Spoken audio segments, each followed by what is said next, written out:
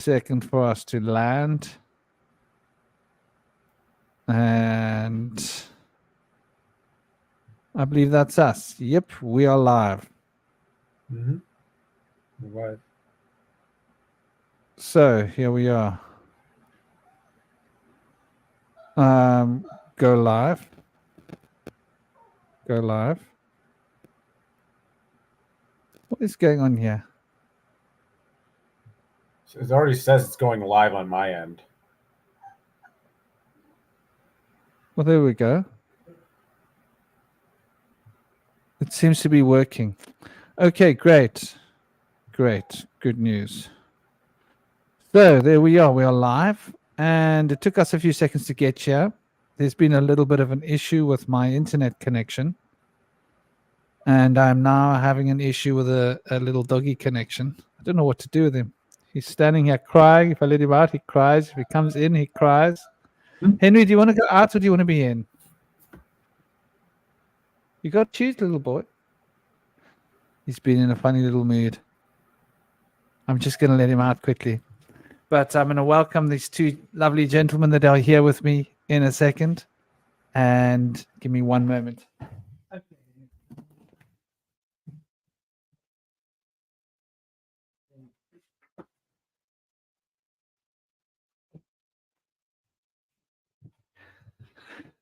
Okay, so we are here and we are discussing the architecture of the divine.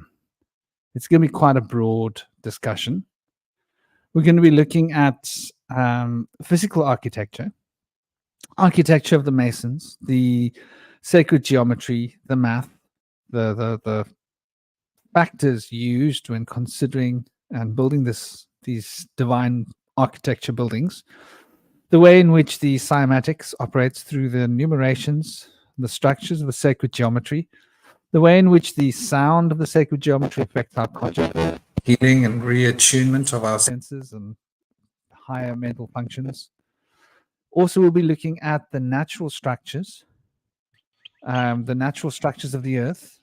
We'll be looking at Mount Meru, as it's called. Rupes Nigra is another name of this. I've only recently actually come up to date with the Rupes Nigra, or a bit about the Rupes Nigra myth. We'll also be looking at the relevance of this, Black Rock, as it's often referred to, Rupes Nigra or Mount Meru, the locations of this Mount Meru, where it is, what it symbolizes. Hello, welcome Mexico, welcome Brian Baba. So we're going to be looking at a fairly broad discussion around this. It's going to connect to the inner earth or the outer earth, however you want to look at it, those secret tunnels. Hey, Rob, it's been a long time. How's life in the UK? Blessed, brother. It's been a long time since I've hanged out with you, man. So, yeah, we're going to be looking at the tunnels, the secret. Hey, Brother Rob. Blessed be, Brother Rob. Lovely to see you here. So we're going to be looking at the tunnels, what they represent, how they connect different structures, the sacred geometric patterns of the tunnels that are going through the earth, and why these tunnels exist. It obviously goes back to very, very ancient times. We're also going to be taking a look at the relevance between the natural structures and the man-made structures. And then we'll be looking at the structures of the mythologies behind, the six heavens that are beyond the Mount Meru and the proverbial underworld, hell. I use that word loosely. And we'll be considering the structures of the three worlds as they fit into the fourth world. So that's the four worlds of the Kabbalah will be considered loosely as it relates to this. The three worlds of the shaman, the three states from the Vedic schools of thought.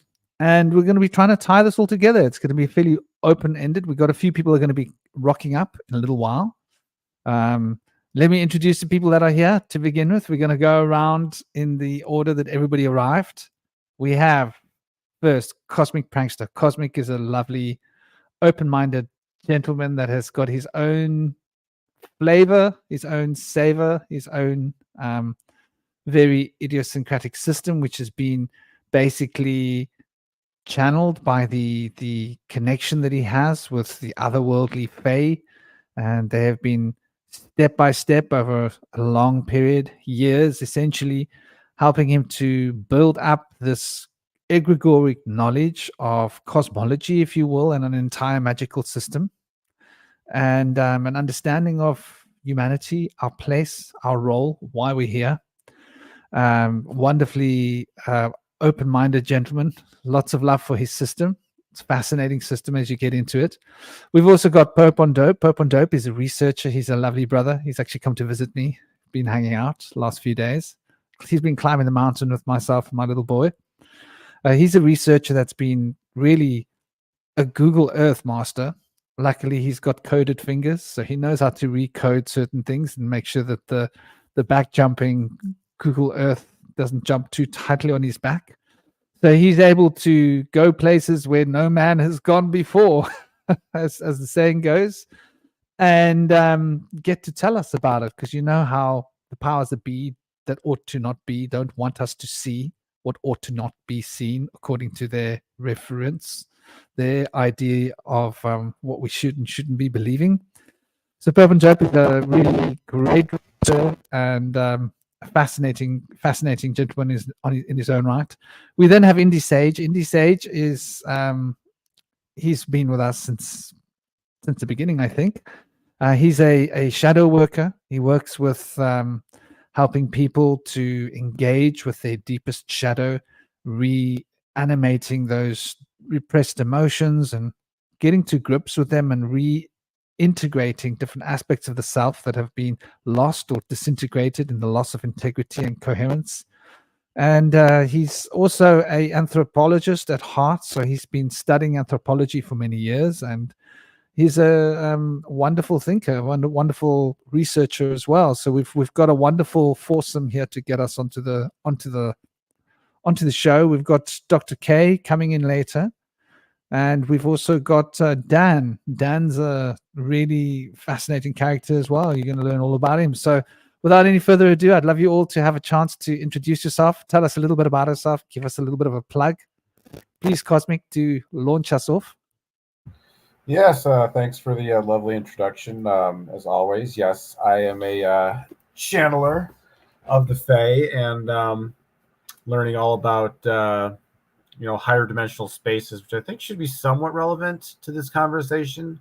I'm thinking about how a lot of these architecture are trying to capture that space with all of its intricate little sort of fractal designs and so on and so forth. So yeah, I'll be interested in this conversation. Lovely, brother. And what about Pope on Dope? Hi there, brother. Can everyone hear me?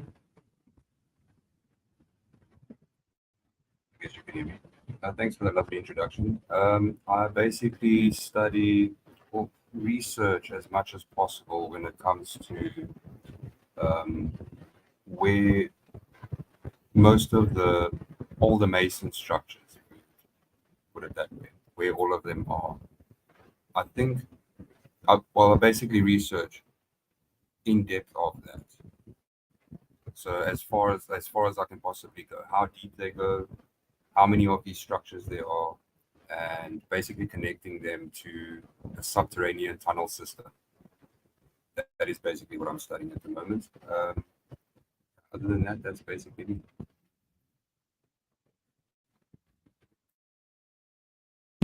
And thank you for that, dear brother. And Indy Sage, we can't see you. Oh, there you are. Shirts off as always. Gotta love that, man. Big love to you, brother. And do please give us a bit of a plug and an introduction to yourself.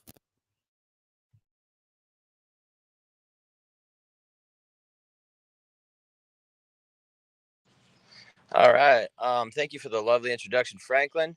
And I too am going to be very excited for this conversation.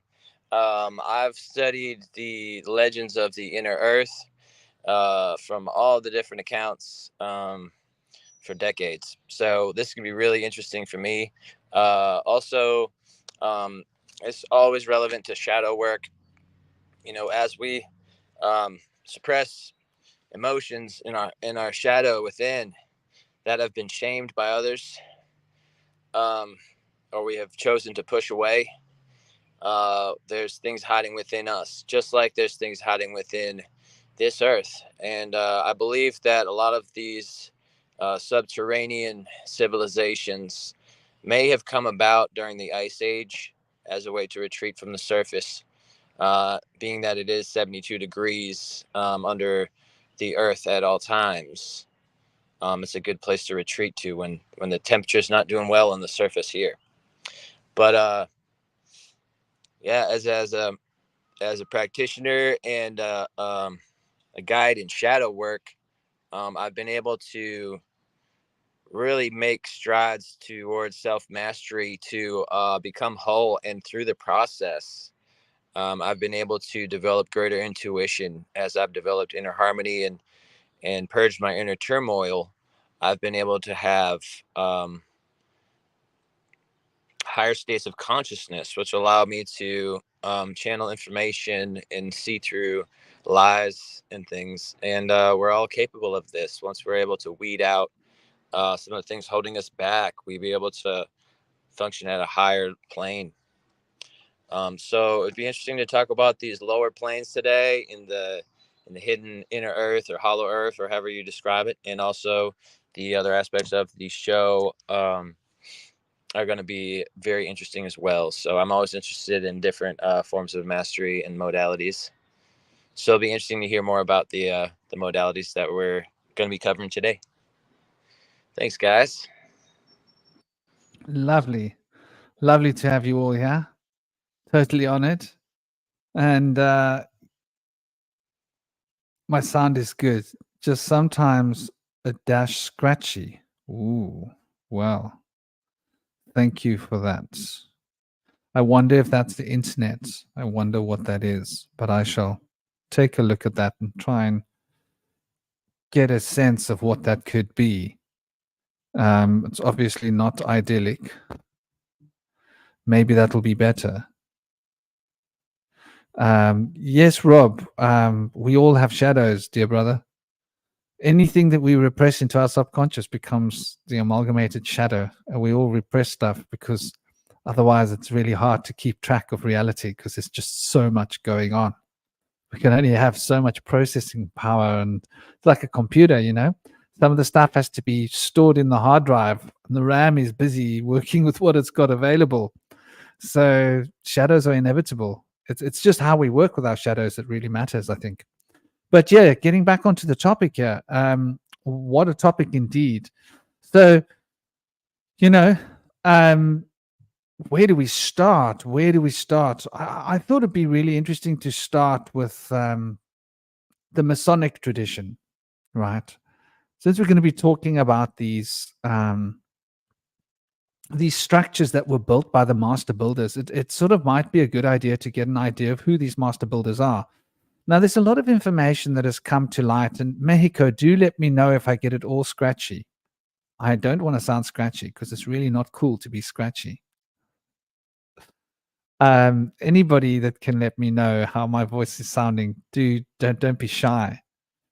So yeah, the whole wow. There's a beautiful image to have on while we're talking. The whole idea behind the Masons. I mean, there are documents that speak about them being from the 1800s, the 1700s, 1600s. We can go back to the 1100s or the 1000s. We can go back to as early as 1056 or 1096. I forget. When the Priory de Zion was formed. We can look at how the Priory de Zion. Thank you, dear Mexico. Thank you, Brian. Welcome, Brian, Bobo. Lovely to have you all here. We can look at that as one of the sort of official starting points. But according to the Masonic tradition, we're going to look at more ancient roots. And yeah, the Priory de Zion did form the Knights of Christ, and the Knights of Christ did become the Templars, the Temple Knights, that were later known as the Templars. And the Templars were disbanded by, I believe it was King Louis and the Pope and everybody else, all these papers that were basically letters that were sent to be opened at the same time. And they were all to be basically put on trial instantly and executed. And so there was a huge massacre of the Templars. Much of their lands and their wealth was stolen, but there was a story of how many of them got away on ships. And there was a story of, I think it was 9 ships full of gold and wealth and Templars that escaped and went to Scotland. And the Scottish king gave them clemency, of course. Of course, you can bring all your gold and jewels onto my lands. Just pay a bit of taxes and we're good to go. Scottish king seemed to be quite a prudent chap. So that's why we have Scottish Freemasonry, because they were freely allowed to practice Freemasonry in Scotland. It was the only place where they had true clemency. So this is why we get these ideas of Scottish Freemasonry and how it has become a global phenomenon. We know through the banks and the orchestration. At some point, there seemed to have been embedding by Zionist roots through various different traditions, coming back from the point of Frankism, and the Frankists basically had a big role of. They had a big mission to infiltrate all the religions, all the organizations, and the infrastructures, and obviously they infiltrated the Masons. So we speak about the Illuminati, but I believe that's something separate. Don't want to get confused with the terms. I don't want people to think that we're talking about one thing when we aren't. Yes, the Templars have been reinitiated, haven't they? Well, I suppose there was a lot of information came out with the Golden Dawn and the temples, and Crowley started his little crew, and there's been a number of crews offshoots which are delving more deeply into the occult schools of thinking.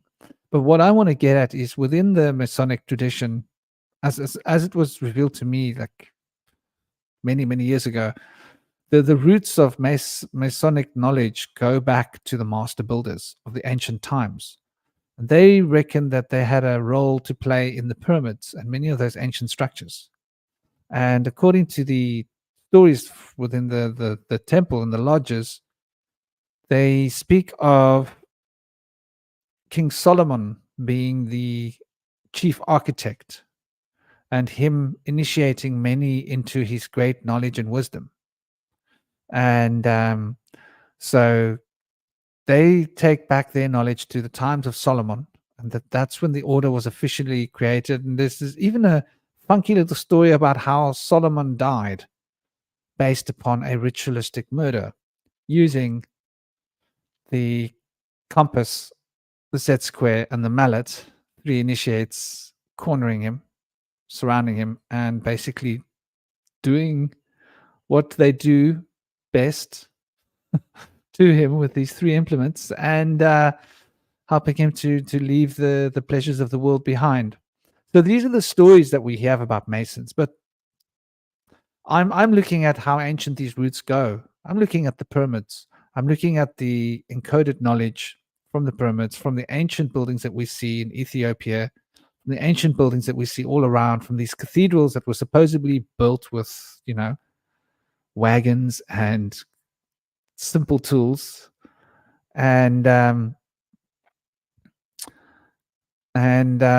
So what can we say about this knowledge? This knowledge seems to come from ancient places. It seems to be based on the knowledge of sound and acoustics. Because if you look at many of the structures that were built, they have incredible acoustics. One has to have incredible knowledge of math and the way in which sound compresses and travels and moves in order to be able to build a cathedral or an amphitheater that's able to project the voice as if it was carried by a PA system with just natural design, aesthetics. And there's many of these very ancient temples. I've seen the same thing in India when I've been meditating in these tiny little, what I call them, booths, which are designed in a very particular way that you can go and chant. And the whole little place starts to resonate when you chant. And you feel this vibration running through the whole booth, through your body, through everything. It becomes like a resonating chamber. So I think there's a lot to be understood about sacred geometry as a reflection of sound. And that's sort of where I was going to put it on the table to begin with. The geometry of sound and the way in which it's reflected in our building. Who would like to jump on without me getting too overly talkative?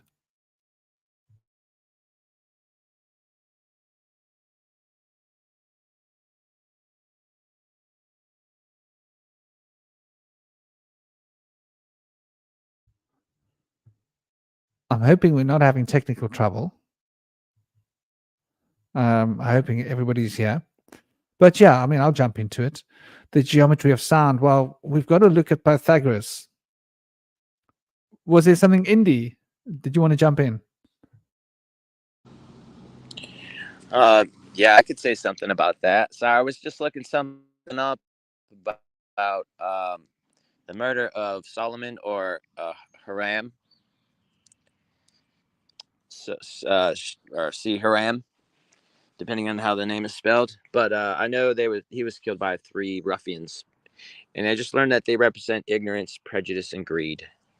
Their names are Jebulum and Jebelo, something of the sort. But back to the matter at hand, as far as the geometry of sound, with our recent understanding that's been developing of cymatics, we've been finding that we can make things levitate with certain frequencies of sound.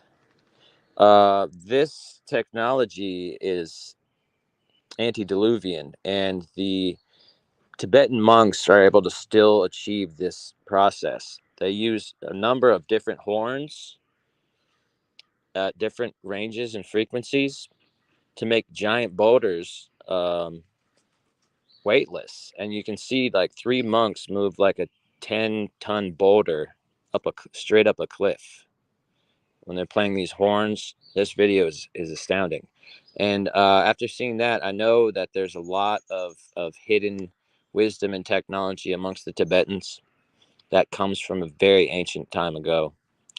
But we have received information from the native Egyptians about how the ancient Egyptians were able to build the pyramids.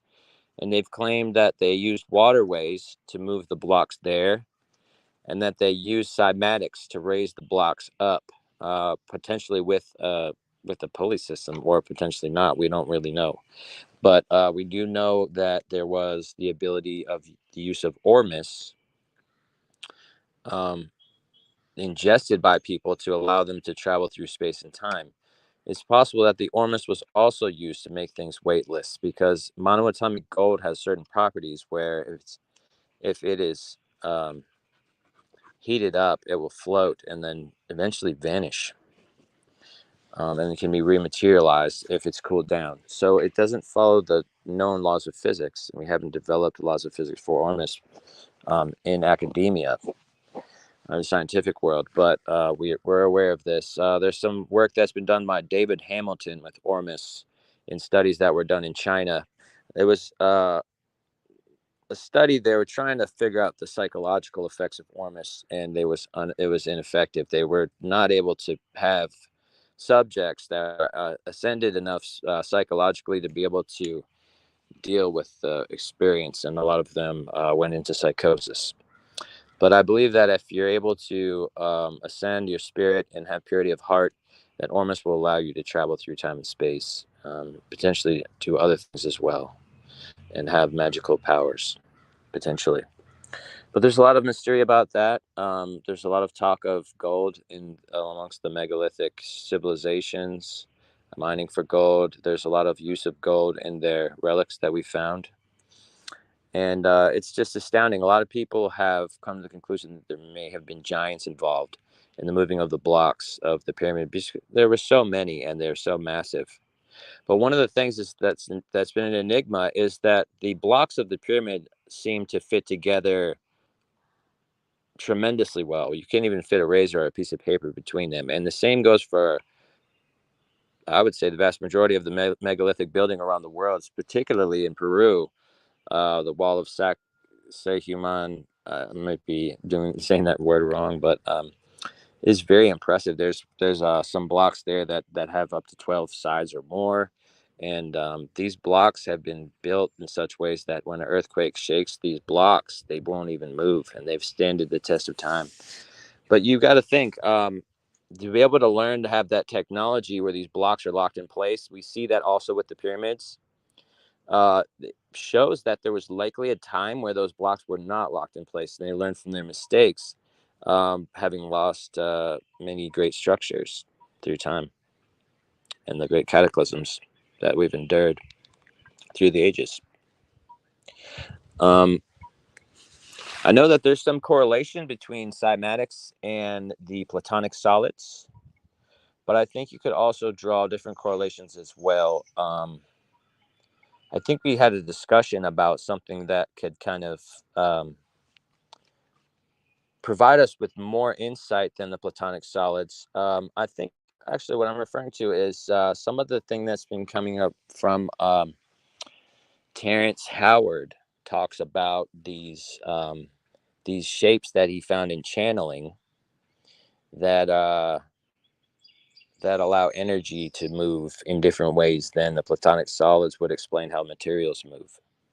So that'd be something to look into. That'd be something interesting we could dive into as well. Any of you guys familiar with Terrence Howard and those shapes that he mentioned? Trying to develop time travel machines. That's definitely highly interesting what he was saying in the way that it's ties into the geometry that basically emerges from the flower of life and the Vesica Pisces. So there's definitely something to be considered there. It makes a lot of sense when he speaks about the negative space. I think that when we look at Pythagoras, because Pythagoras seemed to like really nail it down when he looked at these solids and he started to calculate the frequency.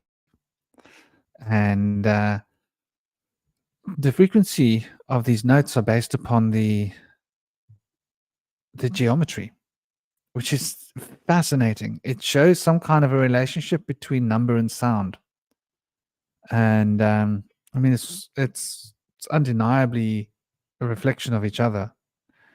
And the way in which these structures, everything that they build, seems to reflect this wonderful geometry. As Pope and Dope's been sort of showing us little signs, they put it everywhere where they're speaking about these, six-sided, these domes, the internals, the interiors of these domes are absolutely highly fascinating, as they seem to reflect these macabre images that we know so well, or variations of this cosmic idea. And so obviously it brings us back to alchemy in a very real way, because and interesting that you mentioned ormus, because ormus is obviously gold that has been monotomized. And real ormus is supposed to have these fascinating properties in the way that it can affect the mass of an object, the weight of an object, and even the molecular compound or the atomic compound can change things, can move electrons around, which is why the test of the alchemists was to turn the ormus into gold. I mean, to turn the lead into gold using ormus, because it could move those electrons. So showing us that what Terence Howard was saying was sort of true. Because if what Terence Howard was saying about how one substance is another substance at a different frequency and different age, if we want to consider it in such terms, if that's not true, then you would never be able to change lead to gold. Because lead must be gold in another phase in order for lead to be changed to gold, which is really the fundamental goal behind proving this almost being true. And so these alchemists were putting their alchemical knowledge in all of these ancient buildings. And if one wants to learn about alchemy, one can best learn about it by studying these buildings, looking at the structures, looking at the geometry being expressed, and very much like was being explained by Dear Indy, that people have been channeling these shapes and this knowledge for a long time. And there's a reason why when you look into the flower of life, you see the Solomonic cube and you see the octahedron and you see the Merkaba and you see the tetrahedron and you see all of these different forms being reflected within the negative space of the flower of life, which is arguably one of the oldest yantra around. I mean, the Shri yantra must be pretty old as well. That's what I've observed. That I think you go into the Sri Yantra when you're leaving your body to go out of this life. But I think when we're looking at the physicality and the structure of being, it comes back to the number 6, makes us think about the element carbon, with carbon life, and it starts to speak to us about the structures of the geometry of the number 6, hence the black cube and all of the spiritual rigor that has been poured into the consideration of this, and the way in which this is sort of fundamental to our spiritual practice. Even any magician or any witch would be saying to you, well, essentially what they do is they work with a hexagram, or any Kabbalist will tell you they work with a Merkaba. And we even know the word hex, if someone has put a hex on you, you know. So this is totally on point. I think what you're saying does completely tally out here. And it's very interesting when we look at the structure of being, when we look at these Meru myths. I think they're going to be quite elucidating when we consider the different aspects, these 3 fundamental aspects that are captured in the Meru myth, which are basically the heart blood, if I can use that term, of alchemy. What do you guys think? The 3 elements, fundamental 3 elements.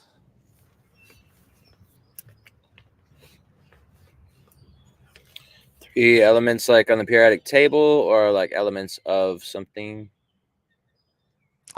Well, when we're speaking about the 3 states of existence, the 3 worlds of the shaman, or the Atzilut, the Bria, and the Yetzirah, as they fit into the Ishya of the Kabbalah, or the 3 states as they relate to the Vedic school, the causal state, the astral state, the etheric state, as they fit into the physical body or squeeze into the body, as it were. And I mean, the alchemists are also speaking about the 3 states, are they not? Mercury being one of them, the salt being another one of them, and this fiery substance being the other element that seems to drive the alchemical principles, right? So we seem to, wherever we come back to, it comes back to these 3 aspects.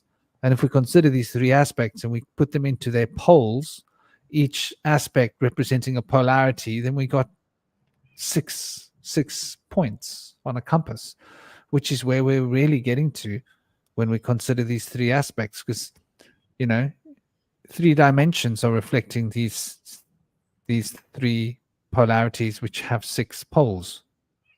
Yeah.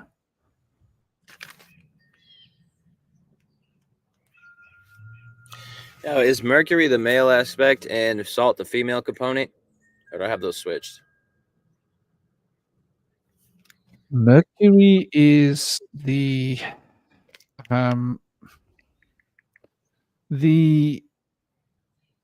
what's the correct term? Both.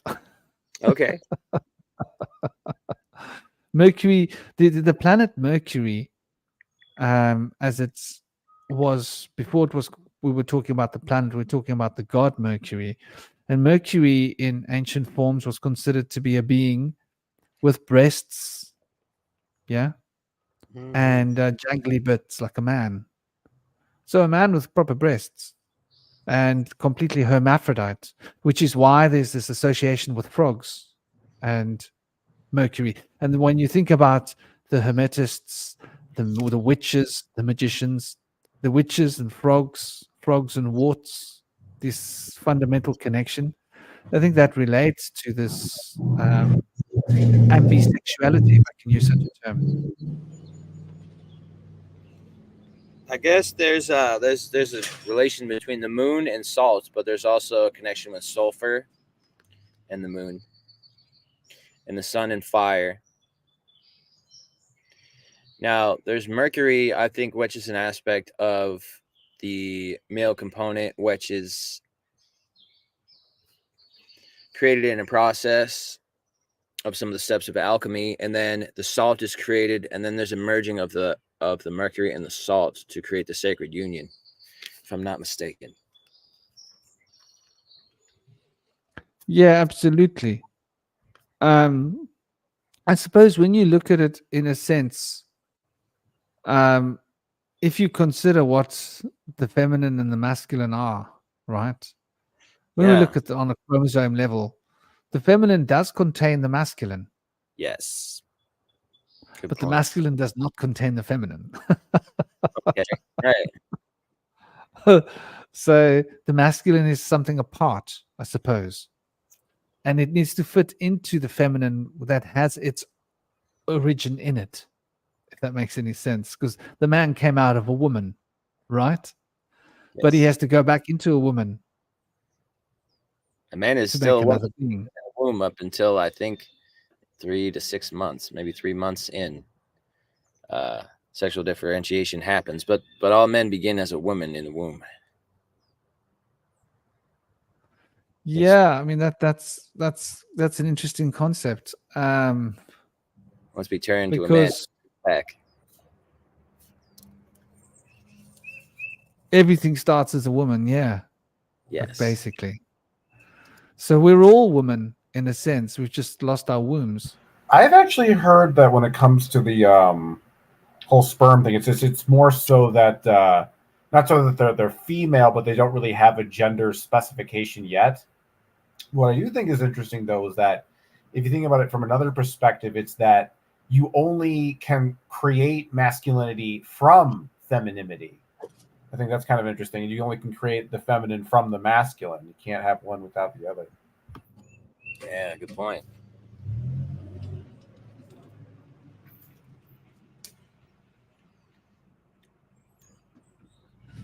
Yeah, it's very interesting how the divine feminine has been pushed down, as we all know.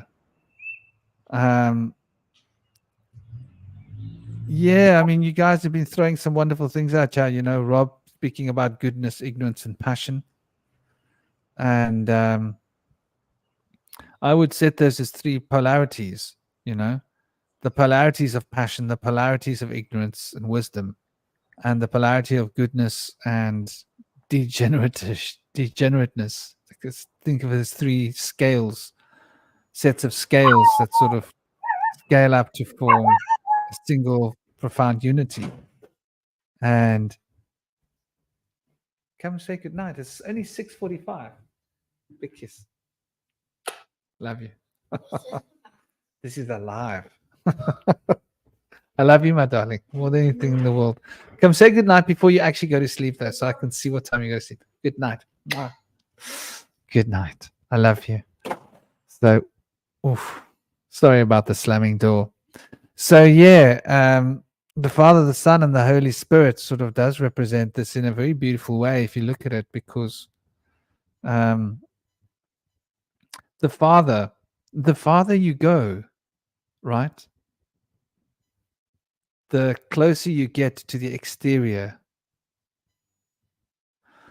And the father and the mother are like the exterior and the interior, if we want to consider such a concept. And then the sun has to shine, because if the sun doesn't shine, the gifts of the father cannot find fruit in the womb of the mother in order to uphold the structure of the sun, because the son is being continually born within the mother through the influence of the father. So if we look at that little triangle, there's something being said there, and it sort of takes me back to when I drowned when I was little. It seems to be very fundamental to understand as a concept. Wow, there's some very interesting buildings out there, are there not? Very interesting structures. I mean, look at the way these people put the geometry into this. Everywhere we go, and Pope Dope spends a lot of time going through all these various places. He showed me so many interesting images that I just have to gawk at, because one doesn't realize how extensive it is until one starts to look from the air. And if most of us go and look from the air and we don't know how to write code, Google will basically block us. They'll let you see the image first time, but when you come back there, they'll change it or they won't give you access. Very interesting. Or they'll block certain aspects of perspective, of vision, of looking at things. They'll hide certain aspects of what you're looking at. You basically got to have a little bit of IT or a lot of IT knowledge to be able to circumvent Google's prevention of preventing you from getting access to really looking at what's going on. In some of the places, where we've looked, it's been fascinating. Look a second time and it's gone. It's not the same. But if you look in a certain way, they can't block you. So yeah, I do think that this is an interesting point that's we're that what we're getting to when we're looking at this. I love you more than anything in the world. Thank you. Okay. I love you. Please close the door, my darling. Yes, it will. It will. Okay. Sorry about that, my little boy. He's so cute. He There's reckons I'm the best daddy. Yes. yeah, he's the best. He's a good kid, man. That's just fun. You guys going up the mountain with Pope on Dope. I wish I could be down there with y'all. But I Well, want. Oh, go ahead. at some point you'll have to. Yeah, for sure, definitely. But I wanted to mention that there's been some research done on the Tetragrammaton and the interpretation of the Tetragrammaton, not just as the 4 letters of the name of Yahweh, but it's been interpreted as the layout for a sapphire tablet. It's thought that the tablets that they wrote on in the times of Moses were made of sapphire. And one individual's done some work showing that there could be a sapphire lattice that's built with the structure of the seed of life that would then be able to create what is in the Ark of the Covenant, some kind of self-powered crystal that has the power to potentially cause radiation poisoning or have people just burn up. But there's work that's been done by Graham Hancock about the temple in which the Ark of the Covenant is being kept in Ethiopia, where there's a guard there who watches over it and has to look at it daily to make sure it's still there. And after a period of time, he becomes blind and they have to replace him. So it's thought that the Ark of the Covenant is very dangerous to be around. And it potentially is built from a lattice of sacred geometry, maybe naturally occurring. That is very interesting because when we look at the and welcome Canucks Great White Clown Show. Lovely to have you all here. I hope you're all enjoying the show, getting what you came for. When we look at the pyramids, I mean, there's just so much information on the pyramids. So they actually have 9 sides. What a mind-boggling concept. They actually have 9 sides. So each of the 4 sides above have, well, of the older pyramids, have such a subtle inflection of angle between the 2 sides of each one side that you can't tell except for a certain time of year when the sun falls at the exact right angle to show you the shadow, which is quite incredible to watch. And so they have 8 sides above the octahedron reflected and the square above, keeping them together. And so these ancient pyramids are mentioned in the Sumerian texts when they speak about these specific crystals. Oh, I'm glad to hear the sound is 100. Thank you, Mexico. When they speak about these particular crystals that they brought from the planet Nibiru, and how these crystals were brought here and they were put into the pyramids, and then they mentioned something else that was put in there. And the word seems to break down to something relating to fire. Hot stones, hot coals, fire, some kind of heat producing something that they would put in to the pyramids with particular crystals that were brought from another planet. And they actually mention that at some point, when I think it's in the 11th tablet, I could be wrong, Marduk is waging a war the first war, before the collapse and the great tribulation came, Marduk had been waging wars and causing trouble because Marduk had all the Ijiji with him, the giants that had taken all of the women to mate with them and have babies and produce these monstrously giant beings. And they were waging war on the rest of society, humanity, and the those other beings from Nibiru that we know from the lineage of Anu. And he had been locked in a pyramid at one point, and they had to actually open up the pyramid. And when they opened up the pyramid to get him out, they had actually removed all the crystals. It's interesting. So it seems like these pyramids were definitely, according to these ancient texts, built with something in mind. Like these crystals would power these crystal pyramids in some way. And it makes me think of Tesla. And we've noticed, like we were doing in the previous discussion 2 episodes ago, when we were discussing various different aspects of the Hollow Earth and the various different concepts of the shape of the Earth.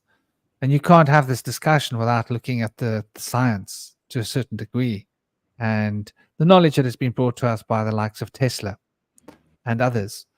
And so one is aware that there's this subspace energy field that can be tapped, and we can sort of bring it into actualization by generating resonant frequencies of cymatic tone that are able to act as bridge for the energy in some way, it seems. And so when we consider these crystals, what crystals do is they tend to be communicators. They tend to have a particular frequency resonance. And due to their particular resonance, like quartz, for example, is in tune with 60 hertz. So it's in tune with the Earth's resonant field, with our heartbeat. And so we've got a consistent resonant frequency that we can bounce other resonant frequencies off. And so it can become a translator or a communicator between different resonant circuits, which is what it's used, how it's used in computers and phones and various different devices, no?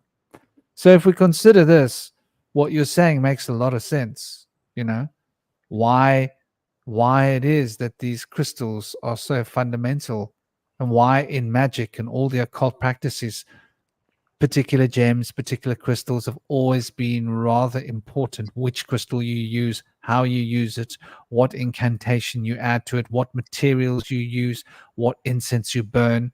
There seems to be a very careful and clear resonant frequency of all these different substances that are carefully calculated and put together in order to produce a particular series of reactions or promote particular causes that can produce causes that can produce actions in order to produce magical effects. This is actually a really interesting point of conversation. The frequency of the resonant fields and the way in which our consciousness is affected is quite fascinating. What do you guys think about this? The way in which glass has been used in our buildings and the way in which tar has been used on our roads and rubber running on the tar.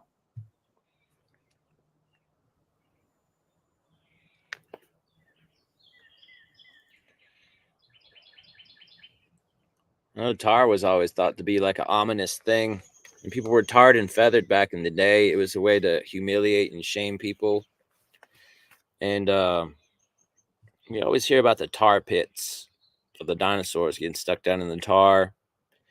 And then they go ahead and dredge that tar up, and they put it in our gas tanks, and they put it on our roads. It's a disaster. This is the plastic age, and all that plastic comes from the tar. It's a petroleum byproduct. And the plastic is ruining our world. It's from greed.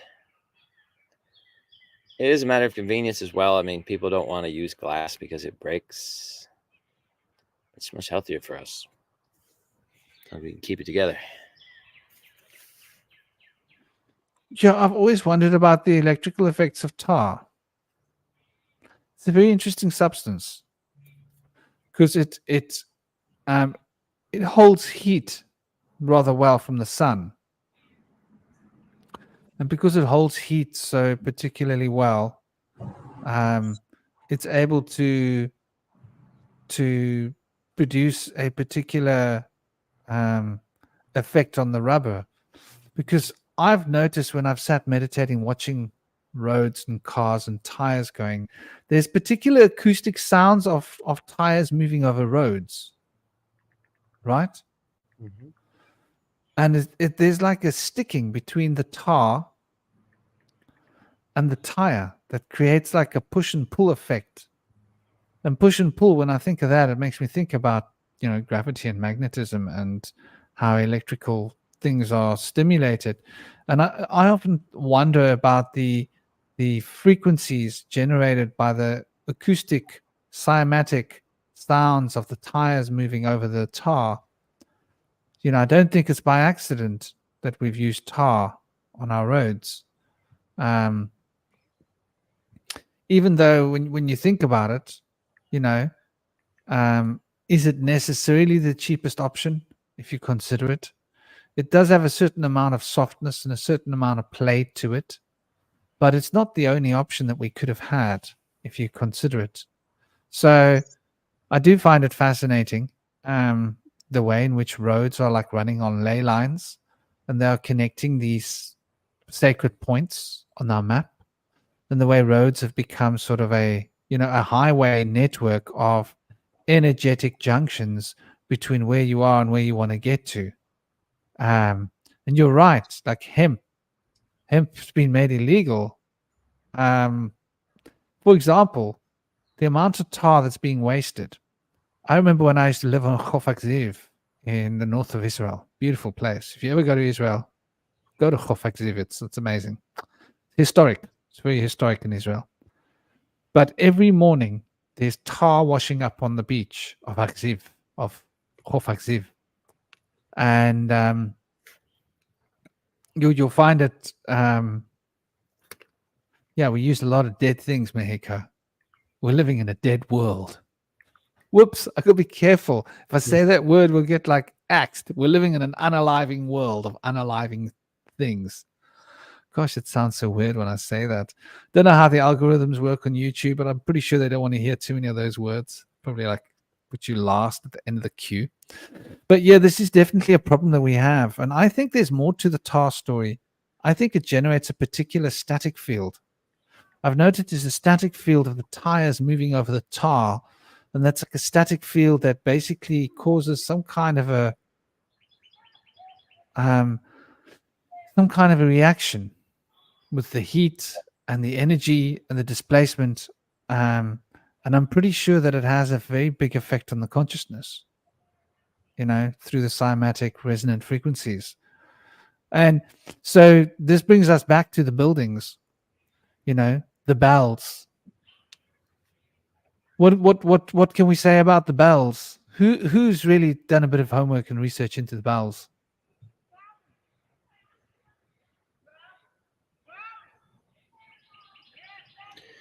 I've done some research on the Rising from the Ashes show on bells, and bells are significant in Celtic culture, also in Norse culture, and specifically in Vedic culture, for their healing resonance. They're also said to drive away evil spirits. But there were bells that were removed from a lot of these sites. And there's places where they've compiled bells that have been taken down from around the communities, trying to keep people from that harmonic resonance. I think when people don't have the bells in the organs that they no longer know how to make, supposedly, at the churches, people become sicker, and they're in greater need of the church. They're in greater need of the sick care system. And so to take away these healing modalities and these healing powers and ways for us to gain that harmonic resonance in our life, in our community, it's profitable for them to take those away. And it's sad. But there's other things also that hold harmonic resonance. Certain pillars hold harmonic resonance in the ruins in Southeast Asia. They've been built in such a way that you can hit the pillars and they'll make a harmonic resonant sound.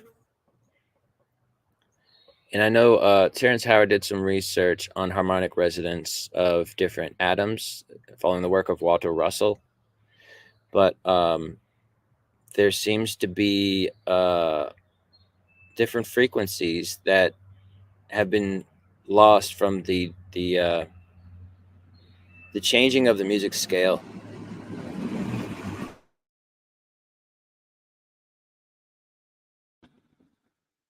Absolutely. Devil's But you can interval. still. Sorry, you were saying, brother? I think it's called the devil's interval when they change the music scale. Something of the sort. But go on. Yeah, I was going to add that in India today, the ragas are based on 22 notes scale. Mm-hmm. And the 22 note scale obviously is really fundamental because of the 22 archetypes, the 22 pairs of chromosomes that aren't distinguishing male and female, but actually hold all the information and the coding, all the patterns, cymatic patterns that the organic substance must fill. The space, the shape is bound by those 22 tones. So if we consider the DNA, we can consider it as 22 different sets of tones, 22 chords of 2 notes.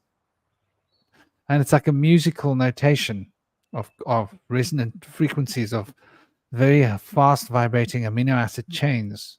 We call them the DNA. We consider them as codes, but they're actually, the only reason they're codes is the same way that a music is a code of notes. That's how we can consider the DNA as a code. And so you can take the music notation and write down the code of music and put it down on paper. And that's what we've done with DNA.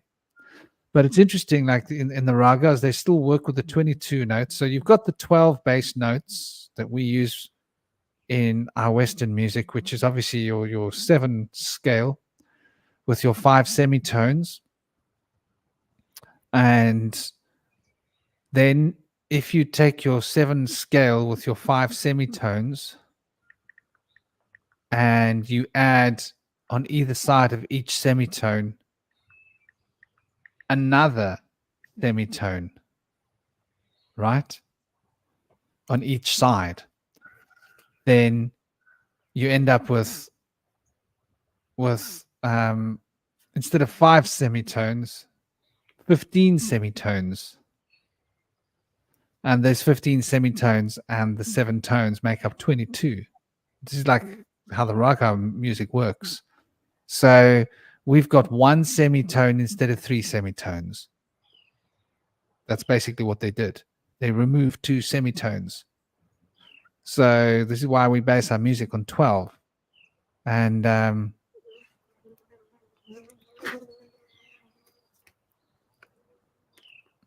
yes, it's very interesting. We have 7 separate speakers or more. There's definitely a lot of different knowledge that's coming out with regards to sound and healing and the way in which sound heals, which is obviously being kept by many schools of mystical knowledge. And, you know, the Tibetans, the Vedic schools, they've always known about the healing sounds, bells, china, gongs.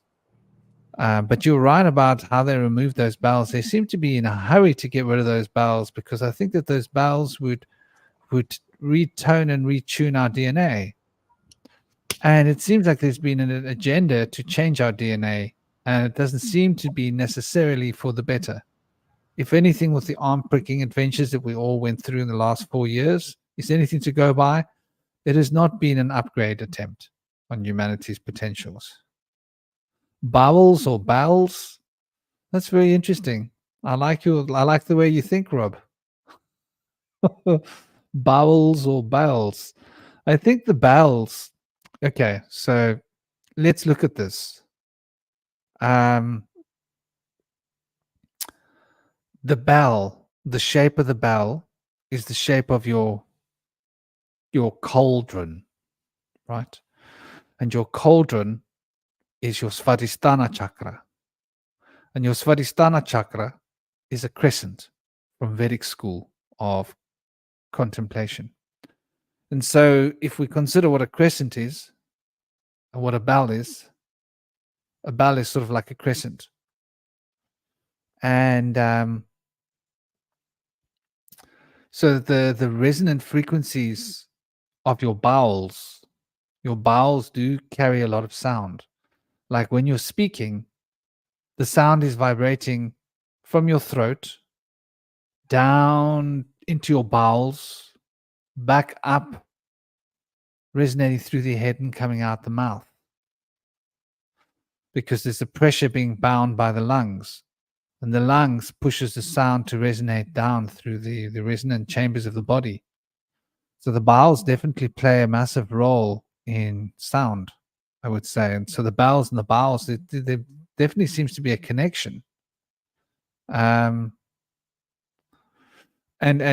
everything is resonant frequencies. This is what I discovered when I drowned. Everything's just vibration. We're living in a universe of music, and the universe is a song, and we are parts of this resonant frequency of the song just coming into being as a molecular reaction to structures of thought that are finding particular patterns. And these patterns are being reproduced.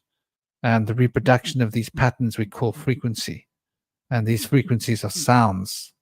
And so we can focus on the sound and become attuned to these vibrations. So I definitely get the sense that there's definitely a connection here.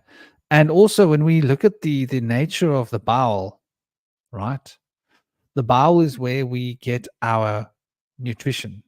I think the bowels is where our health lives. I think it's sort of like probably the most fundamental part of our immune system is running through our bowels. So bowels would cause our bowels to resonate because it's where we carry a lot of fluids in our body. And it's also, interestingly enough, where there's quite a lot of bone. If you look at the body, you got your hips, you got your coccyx, you got the bones of the leg and the coming up, and you've got these rib cage resonators to carry the resonant frequency, because the sound will bounce off the bone because of the minerals and the calciums in the bone that will conduct the sound. Bone's quite sound reactive. And there's a hollow sound that you can hear when you tap your belly. And we still call it the belly, don't we? Belly. See? There's no accident to the way those words have come into being. And so the bell, I think, reprograms our belly. And our belly is where we extract nutrients and energy for health. And it is when our electrical potential drops that we start to get sick. And when our electrical potential on the cellular level is high, we cannot attract illness. So that is related to the nutrition and related to the absorption and processing of the nutrients in the belly, I believe.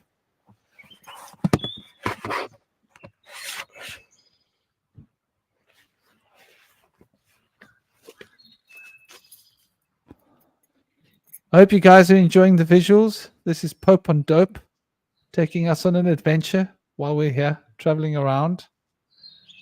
It is fascinating to see the way in which our cities have been built. We don't often see the way they put us into the structures from the skies, but there's definitely something to be looked at here. You know, the way they keep us in little boxes. Little boxes. You remember that poem from school? I think everybody had to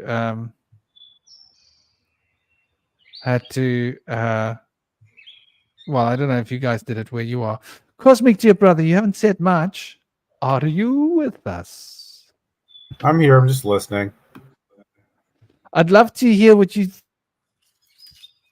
your phase system says about the resonant frequencies and the shapes of sounds as they've been put into buildings, which is basically what the Masons seem to be doing based on Pythagorean work.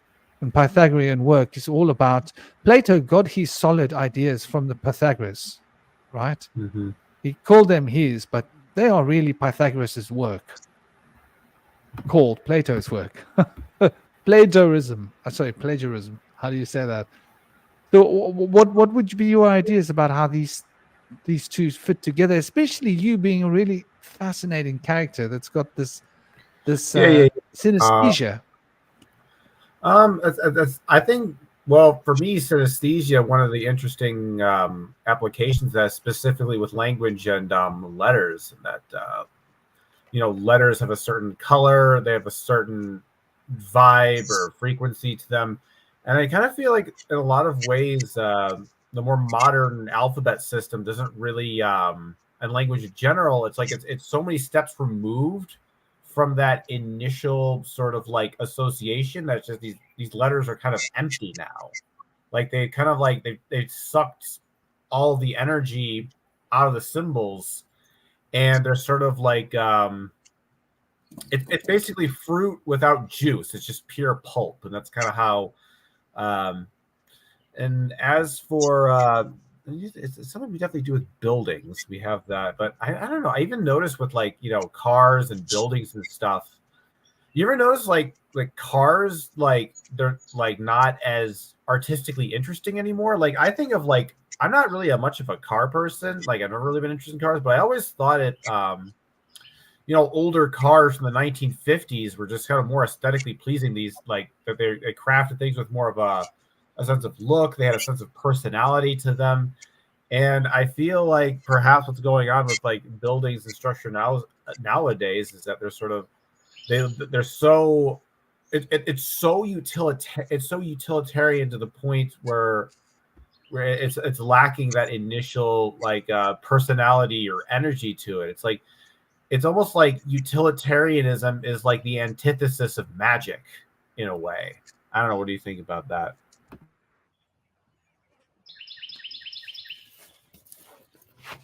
That is so on point. And I think so fundamentally true. And I think like cars are one way that I know that Mexico is going to agree with you. I know like everybody would agree with you. I mean, look at what we've done with cars. Okay, we've sort of started to get a little bit interesting with cars in the more modern times because of aerodynamics, in fairness. But there's definitely this loss of something has been lost in translation. But I think it's the same with buildings, isn't it? They've tried to put us in these horrible, ugly square boxes, right? Where before they used to have these really beautiful, articulate structures that contain all sorts of acoustic resonant frequencies based upon the shape of the rocks and the concrete and the way that it's been shaped and structured. And now they've got us sort of in these little square blocks that all have the same monotonous sound. And I hear sound in things. Like it's interesting, you talk about letters and colors. To me, everything seems to have a sound. And absolutely on point about how the languages have gone. This is what drew me to the Paleo Hebrew language when I realized that it had a connection with the old 22 note system. And I was like, hold on, that's interesting. And then obviously that took me to the 22 archetypes, the 22 major arcana. And I was like, wow, there's really something going on here. And then of course, I noticed that the 22 major arcana had actually arisen from the hieroglyphs from which these 22 letters had arisen. And they say that it came from Phoenicia, but Chaldea, I think it goes back further. I think it relates to the Akkadian, because we can see how the Akkadian words came through, and they obviously have come from a Sumerian heritage.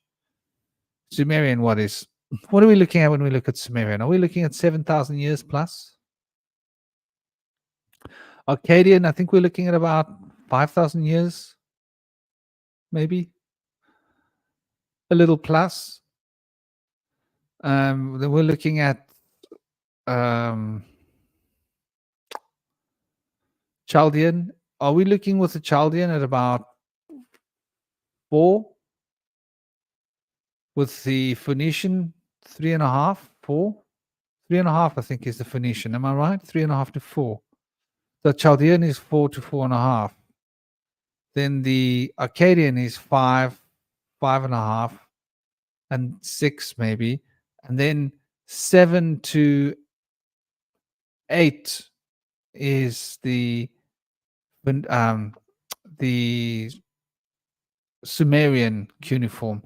And so I think that Sumerian cuneiform has a very ancient, but it definitely seems like we look at, for example, and it was mentioned here by dear Indy, the great name, right, as it's known, the Shem, as it's often called, or the Sham, if you want to pronounce it in a different way.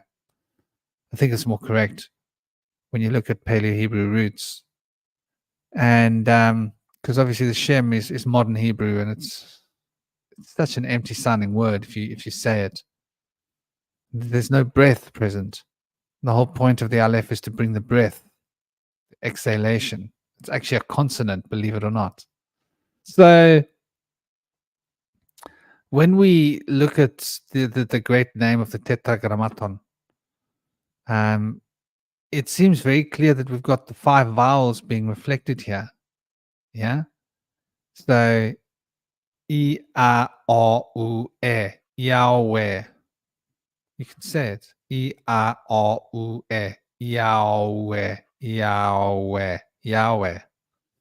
So it's the cycling of these 5 vowels through the consciousness as the mantra that puts you into a shamanic trance, whereby you're able to disconnect from the physicality and start to attune to the etheric and astral frequencies of consciousness and be able to experience aspects of the divine.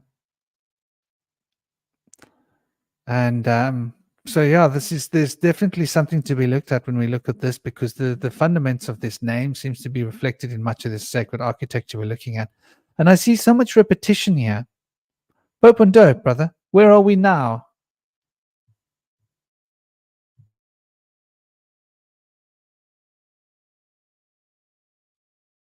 Oh, how's it going? Sorry. This is Pretoria. It's in South Africa. Basically, let me just go back to my screen. So you can see. This building over here looks absolutely normal. Like it's been rebuilt completely on the outside. Now, what I was trying to show you guys just now was as soon as I went inside, the place looks absolutely white. I mean, why would you want to cover this building? There's nothing wrong with this. Wow. It's huge. And unfortunately, this is the only room they have to show, but this is all I need. Okay. I just wanted to show you guys something quickly. You see these flowers? There's these beautiful flowers over here. Here's another flower. There's another flower. Another one. And then I just want to show you. So just remember these flowers. See all these flowers here? All of them. There's more. Are there 2 fell off? Let's see. There's all of them gone. Okay, so okay, it looks like I think they're actually trying to get all of this. Okay. Most of the pillars have, if you look in any country with like these main capital buildings that have these massive round domes at the top. If you have a look at those and you look straight up, you'll either see a beautiful painting or you'll see these beautiful flowers at the top of the ceilings of these buildings. Now, if I'm correct, they usually played music inside of these beautiful buildings to help sound resonate and help cleanse people of all disease. Now, if you have a look here, what makes this very remarkable is the fact that there are so many of these buildings and all of them have these flowers in them.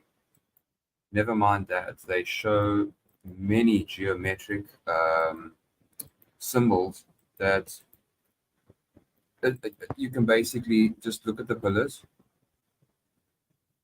and these flowers. I think it has something to do with. I'm sure someone else that is in the group can explain I- what this flower Is basically. that basically it? Sorry. Look at the screen that what I'm showing here. Would you say this is a approximation of what we're looking at? Yes. Yes. Okay, but not just these. These are basically. I think these are to resemble the families. Like if you see outside of some of the buildings that are put on. If you look at the top of the crest of it usually has a symbol like a B or a SL or something like that. This, I was just at a building just now, and I showed you another new family name. Let me just see if I can find it quickly. Okay, now basically what I was getting to was inside of here you saw all those flowers and stuff, right? Have a look at this. Oh, this is so bizarre. I was just there now. Just give me a second, sorry. Okay. Oh, it's all the way down there. So I'm not going too far.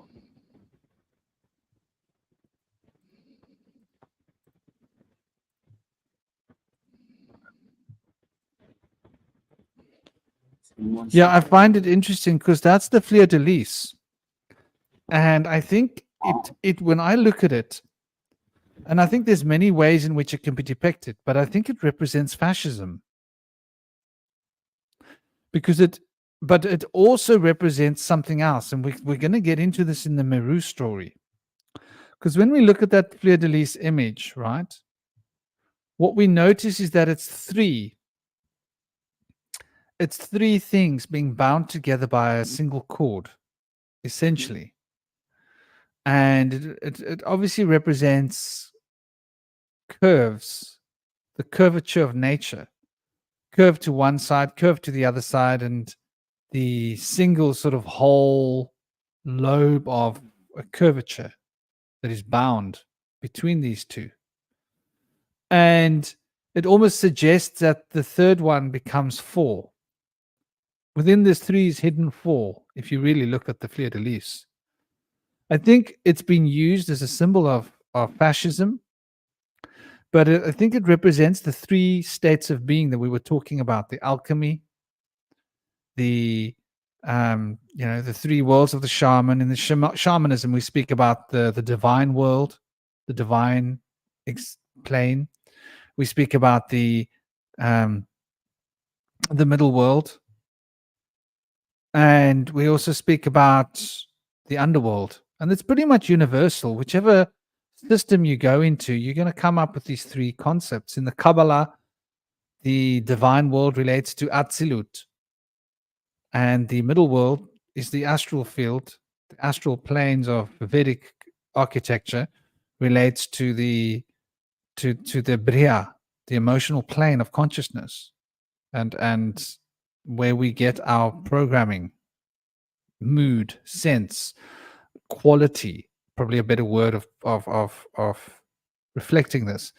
And then this is bound in the sound by the shape of the world, which we call the etheric field, which is the numerations that reflect these qualities that are aspects of the divine state reflected at us. And it's sort of how the multiplicity comes into being from the monad, the duad, and the triad, forming this fundamental trinity: the Father, the Holy Ghost, and the divine child. You could come back to it from any perspective, any religion, any set of cosmological principles reflected.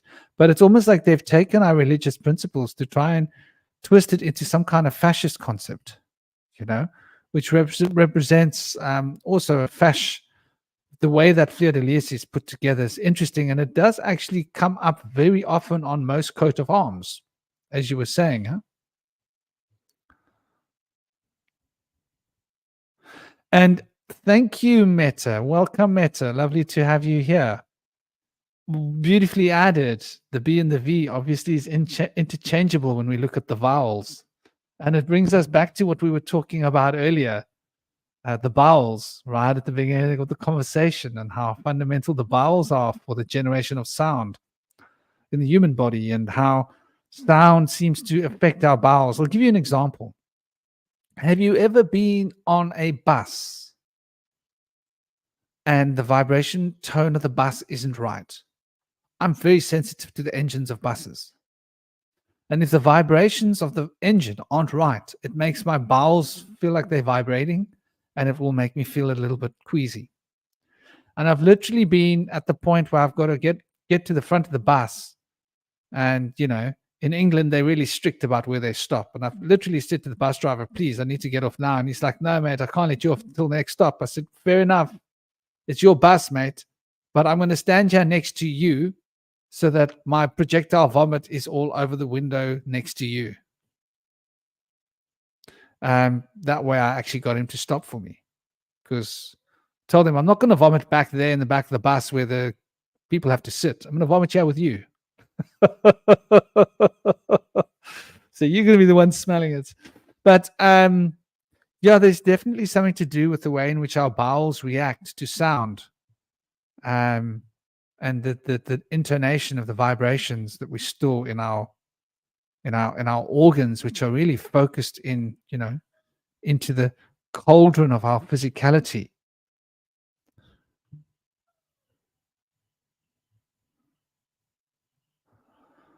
And of course, the numbers and the essential word vowels and vowels are the same, if we want to get right down to it.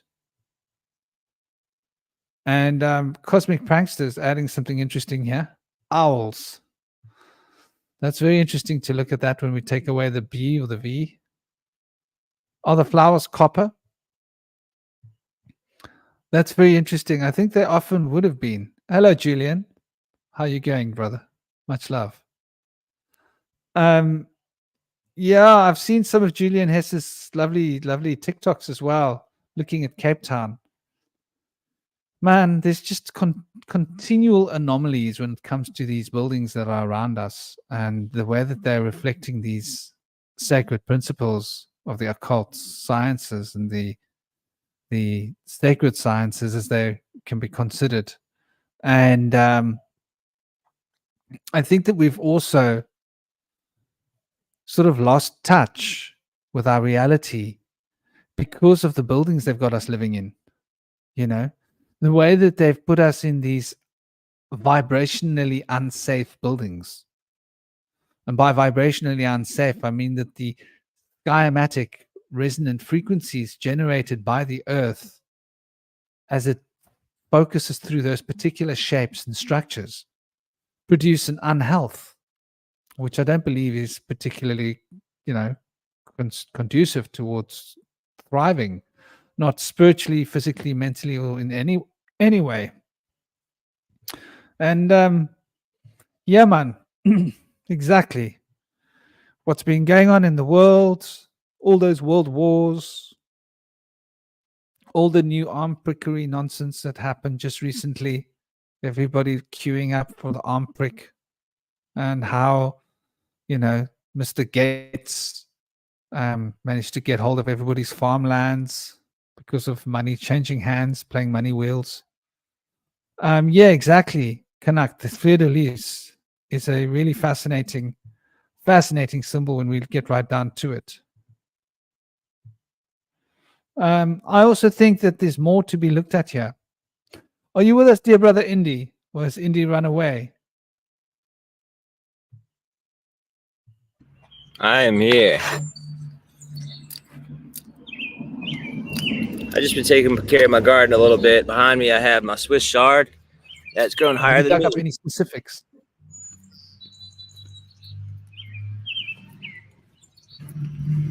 Sweet, brother. Yeah. I wanted to mention that the solar plexus, trusting your gut feeling. I feel like that is the bowels, and I feel like when there's energy that's dissonant, that does not harmonize with the solar plexus, it becomes apparent to us, and we then develop the ability to use precaution in the face of danger or disharmony. We're able to feel our inner bell telling us about the disharmonic frequency amidst us. It's just a thought that I came across.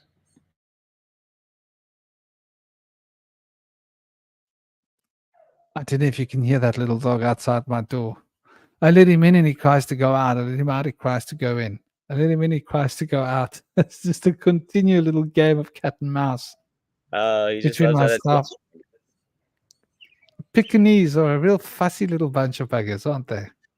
You know what? That's how I feel when I do Salvia divinorum, or yeah. Have you ever tried that before? Have you tried Salvia? The divinorum. Yeah, Yeah, I feel like the quadruple strength. yeah. I feel like I'm not It's a comfortable. two-dimensional world we're living in, isn't it? It is. It feels like that on that stuff. I feel like when I'm sitting down, I need to stand up. If I'm inside, I need to go outside. If I'm outside, I need to come back inside. I've never been able to find a place where it's the right place, but I know it's not the right place. I need to keep moving. But I feel like water might be the right place, because to me, it feels like a lot of these psychedelics bring us back to a place where we're in the sea and we're under the water again. I know that happens to people with ketamine, and I feel like salvia is another one. It brings us back to an ancient time of ancestry where we were in the sea. I've got that That's impression. interesting because I've noticed this as well with sound. Because I drum and I chant when I drum and I get into rhythms, and my rhythms are very simple patterns. And I notice how quickly that reprograms the pineal glands retuning of reality and the pituitary glands retuning of the moods and the experience of reality. I think of the pituitary as relating to the experience of reality, and the pineal as the structuring of reality. And through the experience of reality, it's structured, and through the structure, we can access the experience. If that sounds, hope that makes sense. I like But they that. seem to work in such a ingrided way. But this brings us into an interesting point as well. I think when we look at it, water, and how many of these ancient buildings were built with waterways in them. I'm just going to go and let that little doggy in so long because he's just going to carry on. Yeah, a lot of these megalithic buildings have waterways that go underneath them, and they were designed in such a way that they would have flowing water underneath the center of the building a lot of times, which would allow the travel of energy through there. And water carries knowledge and wisdom. Water carries information. And so there's that constant intake and influx of information from water that helps renew your mind and your energy.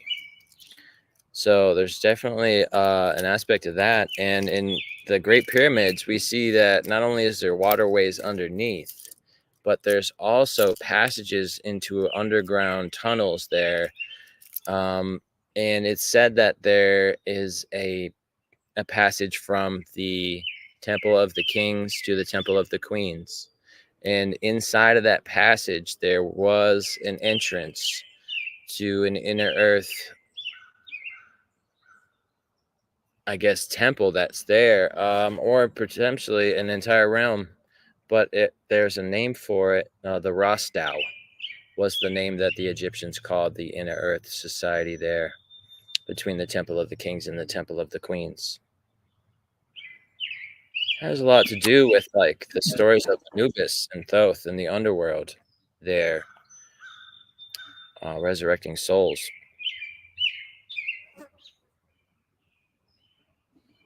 And there's something about the diamagnetism as well. But please continue with the Anubis. And sometimes they would be devoured by the crocodile-headed god, and their entire soul and history of existence was swallowed up and devoured and destroyed if they had made any type of transgression out of the 42 transgressions of Ma'at. But this was a different passage than that was previously done in the matriarchal times. After the secret cult of Amun, they changed it from everyone being reincarnated and getting a chance to try again in life to only people who pay the priest are able to be reincarnated. So the story changed then.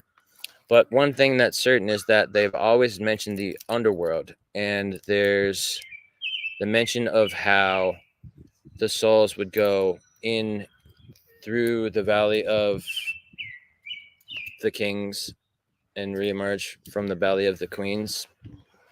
I could have those backwards, but there's an aspect of how in the matriarchal times that we would go in and through the earth, our soul or spirit would go in and through the earth and then re-emerge here.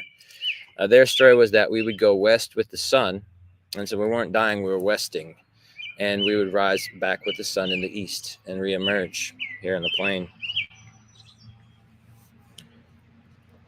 I have a list of some of the current day explorers since the 1800s that have explored the inner earth caverns, and I want to go over a few of those real quick.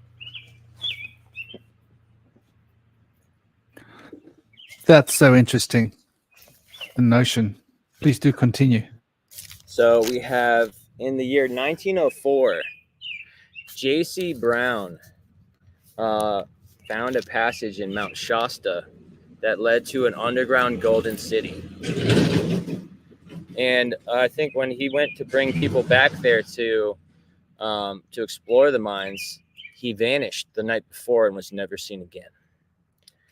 Now in 1911, the miners James Hart and David Pugh were in what's now known as Lovelock Cave, Nevada, and they found an underground gates to a city of gold, guarded by giant golden statues holding giant golden spears.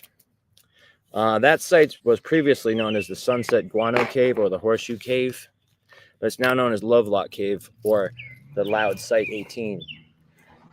The peoples there that were said to have that had that society and that culture and that temple and those relics there were said to have been the Satika people, giants of 9 to 12 feet tall. Now, in 1923, the Russian explorer Nicholas Roerich sent out to the Himalayas. He was being called by a magnetic pull that he felt since he was 9 years old when he was brought to an archaeological site and got an early start in archaeology. But when he set out with his expedition, they had set out for about 5 months. They did not return until about 5 years later. And so wherever they ended up, it was not part of our known civilization. They were taken in and they were cared for 5 years' time or whatever period of time that they were able to make it out there. For the rest of the time, they spent inside of the mountain with giants who they had heard from outside by the drums. And so they were lost for a year, but there was a good period of time of 4 years where they were unaccounted for and they were not known to have been in any known place where they would be able to get refuge. So it seems that they were brought into an inner earth society during that time.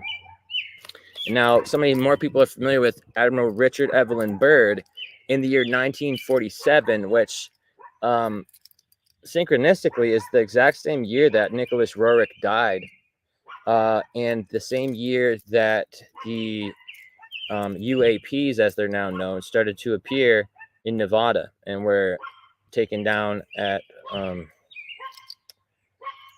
in Nevada at that historic site.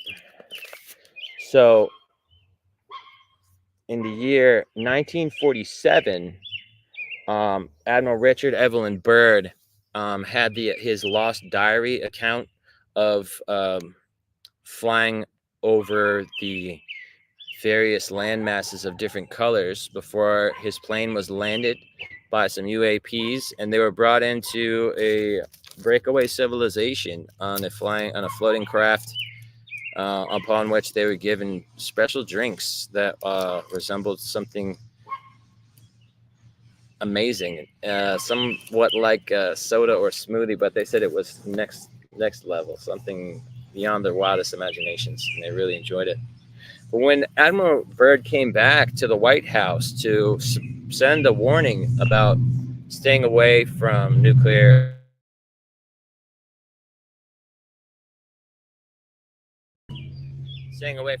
holocaust, the White House shut him down and refused to hear the message. They told him that the information is not able to be shared. He needs to keep everything secret. He did keep all the information secret for a long time, but there was a point where before his deathbed, he was able to get out that lost diary and flight book of his account of the trip, where his plane was no longer flying itself and it was flown by UFOs. So it seems like during that time when Admiral Byrd was brought there and the Inner Earth Society had given him a message to bring back to human civilization, it was at that point that these UFOs and UAPs started to reemerge and come back to look over mankind, and were then downed by what was said at the time to be a radar. But now I've heard from Billy Carson that they're claiming there was a different type of a weapon that was in a radar facility. So it's hard to say, but I feel like what they're trying to do is they're trying to keep us from knowing that radar can down these crafts, and anybody who uses radar can direct it at a UAP or a UFO and potentially down that craft. So I think they might be using disinformation in that, personally. But the Inner Earth Society is said to be a place of giants, and the first place I mentioned at Mount Shasta that was explored in 1904, there's actually been an individual named, I think, Lowell Johnson, that was there about a decade ago, and he was actually brought into Telos. The giants there welcomed him into the Inner Earth Society. He said that they were all 9 to 12 feet tall, of Aryan look, blonde hair and pale skin, and they all wore white robes, some of them accentuated with different colors. But I've been able to interview Lowell Johnson, and his account is extraordinary. So there's many accounts that go back as far as the beginning of the 1900s, and recent accounts that go back within a period of a decade of Inner Earth societies. The story goes that Agartha is in the Himalayas, Atlantis has been relocated to Brazil, and Lemuria is, the vestiges of Lemuria are of Mount Shasta in the city of Telos in California. There's many known entrances to the caves, and there's many maps that show. One of the ones that's closest to me is Mammoth Cave in Kentucky, but there's many caves throughout the world that have an entrance to the inner earth, potentially. And I love all these sacred geometry and these pillars of these buildings that Pope on Dope is showing us. This is great. I see there's a lot of triptych things where there's a triple window and sometimes a five side. There's a 3, 5, and 7 is integral in a lot of this sacred geometry architecture. We see a lot of things from 7 get reduced down to 5 and 3. Like the chakral system is a 7-node system, whereas the Chinese system of Qi and Jing and Shen is a 3-node system. And then in alchemy is this 7-step process. But sometimes these things can be simplified down to 3 or 5. We see a lot of shapes that resemble a flower in the windows, where it's kind of got a appearance of flower petals or the seed of life in the windows when we see these round windows and stained glass windows in these churches. And those resemble cymatic frequencies. When we look at sound and the way that sound reverberates, it makes these shapes that look a lot like these stained glass windows and these round flower-like windows. When we can understand the different cymatic frequencies and their shapes, it can help us understand their applications to be able to move other materials or affect our body.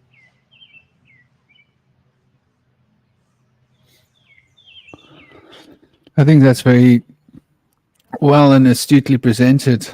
A few bits of information, especially Admiral Byrd. His story is quite compelling. Yes. And when we look at this, I suppose we've sort of naturally reached the point of where we're going to start looking at Meru.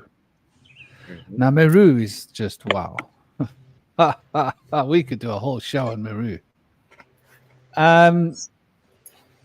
So in Meru, for those of you that don't know, the sacred Mount Meru is the mountain that stands alone. It is the sacred mountain. The sacred mountain Meru relates to. It's often related to Kailash in the Vedic schools. Now, this is interesting. When I was in India, I learned that Meru and Kailash are essentially um, the same mountain, right? And so I'd been a bit indoctrinated because I lived many years in India, and being initiated into those systems meant that I was thinking in that particular head frame. However, lately I've been looking at it like this week, and it really got me thinking. I learned stuff about it I didn't know about it because I just assumed I'd known that Kailash and Meru were the same. Now, obviously, we're talking about this large mountain that's considered to be black rock. Yes, you heard me correctly. That's black rock. That is the company BlackRock, which is at the heart or the center of our financial system. It is the center of the industrial military complex, and the industrial military complex structures of the world makes up what most of the GDP, the biggest expense of GDP in the world, is defense. So, and then is medicine. So when we start to look at this, it seems like there's something going on here. BlackRock, the company, which is behind a lot of the wars, which, well, maybe not behind, but they've made a lot of money out of the wars. Let's just put it that way. So they've had a vested interest in these wars and a lot of financial sway when it comes to politics and the development of new arsenals of weapons that need to be tested. I can go on and on. However, there is actually a black rock, and this black rock is Meru. It's a large black magnetic rock, and some of the stories related to it. Pope and Dope, you were going to tell us a story about this, were you not?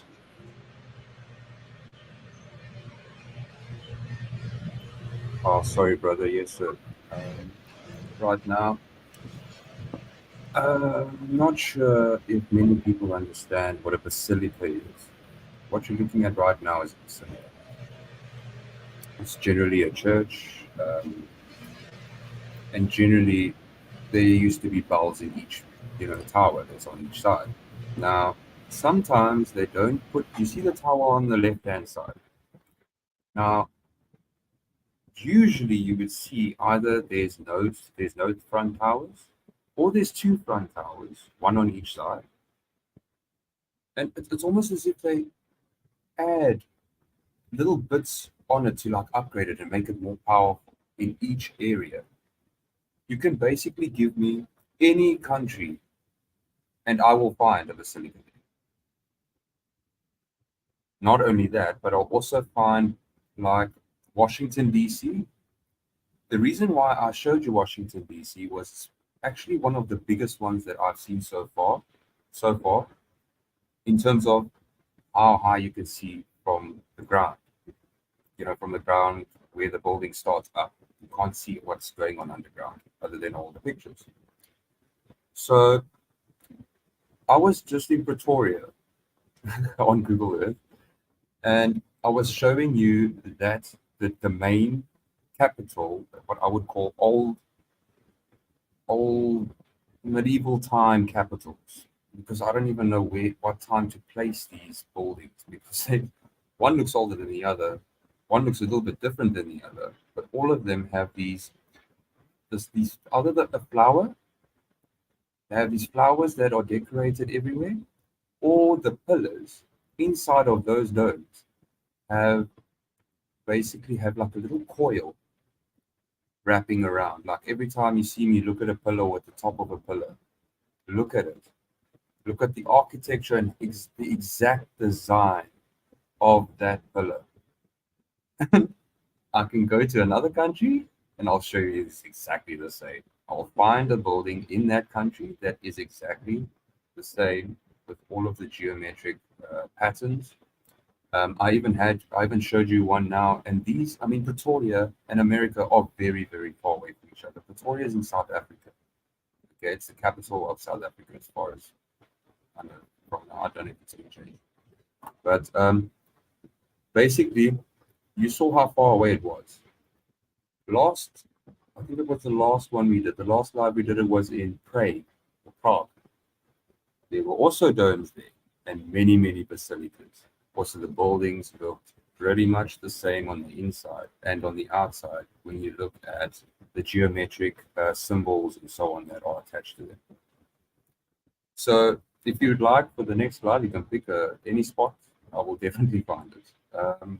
But I think I actually have this very funny feeling in my gut that if all of these buildings are basically all over the world, I think that some of them either have passageways that go miles and miles and miles in between each other so that they can connect to the whole world, or they can connect to like an inner section where they can all meet, discuss, move stuff around. We all kind of know about the trafficking situation and stuff like that. There's been a lot of talk of them blowing these up last year. A lot of these tunnel systems were blown up and stuff like that so they can slow down the trafficking and stuff like that. I don't know if they were intercontinental wars or what the story was, but they were blowing them up all over the place. Now, if this is the case, and I've lined up the areas that have been blown up, a lot of these citadels, basilicas, some countries name them all sorts of funny things, but they look the same. And that's what strikes me like very, very deep. Now, when you look at the tunnel systems and stuff like that they blew up, if you look very nicely, these buildings basically line up to it. Now, the picture that I was showing you in the beginning is a very, very, very, very old picture that I found in a book that I can't even remember anymore, unfortunately. But I at least saved that picture. Now, I have this funny thought that, you know, all those massive giant trees that they were chopping down? I think that map is its root system. And they are basically using that root system to be able to connect to, they can basically go anywhere. You saw how far those tunnel systems and those root systems were going. They could basically go anywhere. Anyway, that's basically all I had to say about that. You next. It's interesting that you mentioned that in Asheville, a city near me here in North Carolina, out here on the western side of North Carolina, there is a tunnel system there that goes from the Biltmore Mansion through to the high school. It was thought to have been used for trafficking. And then during Prohibition, it was used for rum running in those tunnels. And the tunnels were thought to have existed before they built the city. They were thought to have been ancient, potentially antediluvian tunnels that may go throughout the landscape of the world and interconnect in various places. Also, I don't know if you guys are familiar with the testimony of Phil Schneider. He used to work in the deep underground military bases, and the military has been building around 200 of these bases towards the beginning of the year 2000. And they were connecting at that point Scandinavia to the Americas under Iceland. And under the Atlantic Sea. They also have a high-speed rail that goes from New York to LA. And some people think that the disappearing children are all brought to these entrances of the caves and the deep underground military bases, where they're then trafficked to as either work slaves or potentially victims of, some say the reptilians would consume their adrenal glands, but this might be a bit embellished. We don't really know exactly what the connection is, but we do see that when missing children reports go and the proliferation of the different reports seems to line up identically where the entrances to the deep underground military bases are. And it's been said that some people can work as a contractor to drop off these abducted children to the deep underground military bases and be paid. And they say that's how that operates. It's very sad. We don't really know what goes on under there. There's been speculation that it's sinister. There's been speculation that it's divine. And I think it's good to keep an open mind about this. This is so on point, brother. All of you guys, 12 out of 10. Tell me something. Could I ask you, Pope on Dope, to present that map that you have of the interior of the Earth, of all the tunnels connecting? I hope you have it handy. If you have, I can't seem to find it on the internet, but you know what the internet's like. Google You just won't find it, pours the brother. information out. The one which is a very old map, quite a little bit ancient, which relates to all of the different, and you've found it on some buildings as well, haven't you? Well, you've seen it on buildings, I believe. Is that correct?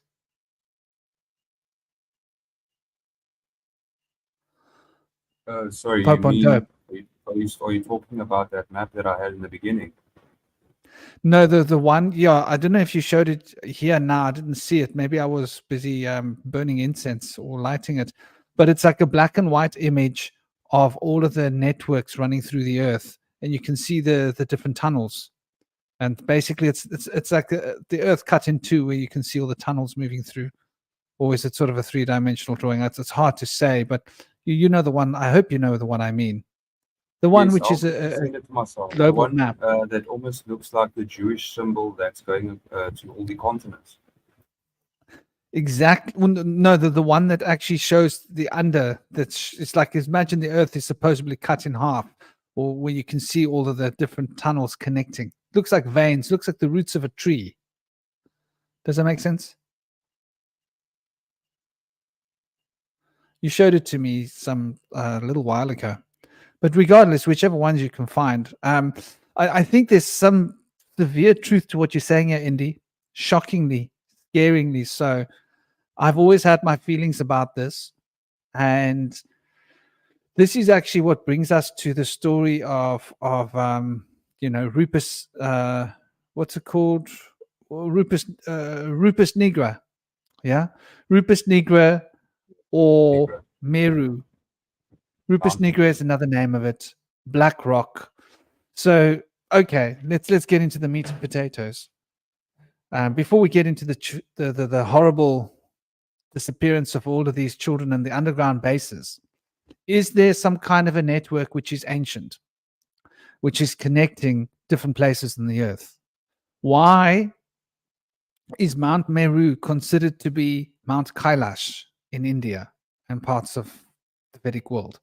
But why is Rupes Nigra also related to Mount Meru in other parts of the world?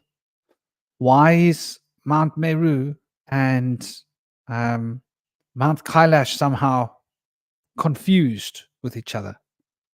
Because Shiva and Parvati are on Mount Meru, but we will hear from Vedic schools of thought that it's Mount Kailash. My postulation is that there must be a connection between Mount Kailashi and Mount Rupes Nigra, the black rock, which has got all these very weird things that happen. Could there be underground entrances into the earth that connect these two, and that connect in a network that connect all the way to Africa? There are rumors here where I live about entrances that go into the earth here in the city where I live. These are Bushmen, ancient legends, stories about how there are these ancient caves that go down into the earth. And yeah, we're like on Cape Point. There are some very interesting caves that go into the earth. So I think there's a lot to be looked at. And there are a lot of places, I think, where these secret tunneling and secret caves maybe have been discovered, and the military has taken advantage of it, right? They find a big cavern down under the earth. They dig tunnels to the cavern and they build a massive underground base to this in this cavern, which they then can connect via tubes that they have, these kind of magnetic trains of sorts that they can run under the ground at high speed through vacuum tubes that are basically able to connect them very fast to different places in the world. Very interesting. And there are all these legends that say about how the Hopi Indians and various different indigenous peoples emerged from the earth, and that there were beings living in the earth that had emerged to come onto the earth from inside the earth. So there are these concepts that are out there sort of rocking in the world, as it were. And I think we need to look at it. I think we need to look at it and put some sense into it. Yeah, we go. We've got some interesting concepts here popping onto the screen. And yeah, we're looking at like very interesting diagrams, right? Indy Sage has shared with us, which is looking at the internal Earth structures, and so there's whole different opinions and different ideas of how they're connected. But you see, really near the top, near the surface, near the crust, you can see there seem to be these passages that are connecting these different parts within the certain part of the crust. And I'm not beyond considering the Earth as being inside out, just from my experiences when I drowned. And so we're looking at Rupes Nigra, and we're looking at this fascinating structure. And I'm wondering what's happened to Cosmic. Did Cosmic fall off? Cosmic went for a sandwich. Okay, I'm guessing. Just off the top of my head. I was going to ask him what his thoughts are about this. But yeah, this is very interesting, because if there are a series of network tunnels that connect Africa, is it not fascinating that the center of the world, the Rupes Nigra, Mount Meru, this is the totem pole of the shaman. When we dance around a totem pole, we're dancing around the axis mundi, the world axis. And the world axis, the axis mundi, is here on Earth as Mount Meru, or as Rupes Nigra, or as a big black rock which is magnetic. There are legends about ships coming to this rock, and the nails are actually pulled out of the ships as the ships are taken apart. And you were telling me a story today about not a Greek person. What was his name? Pope on Dope. You were telling me about this guy. He's not Greek, Mr. but he's Robert from next. McQuay. Tell us about Robert McQuay for a start. There's someone else you were going to mention as well, but what's his story? Okay, can I read the story to you quickly? It's not long, and it's pretty Brother, interesting. fire away. Just try and keep your mouth on the mic on the I'll same try. page. Sorry, as it brother. were. Give me 1 second.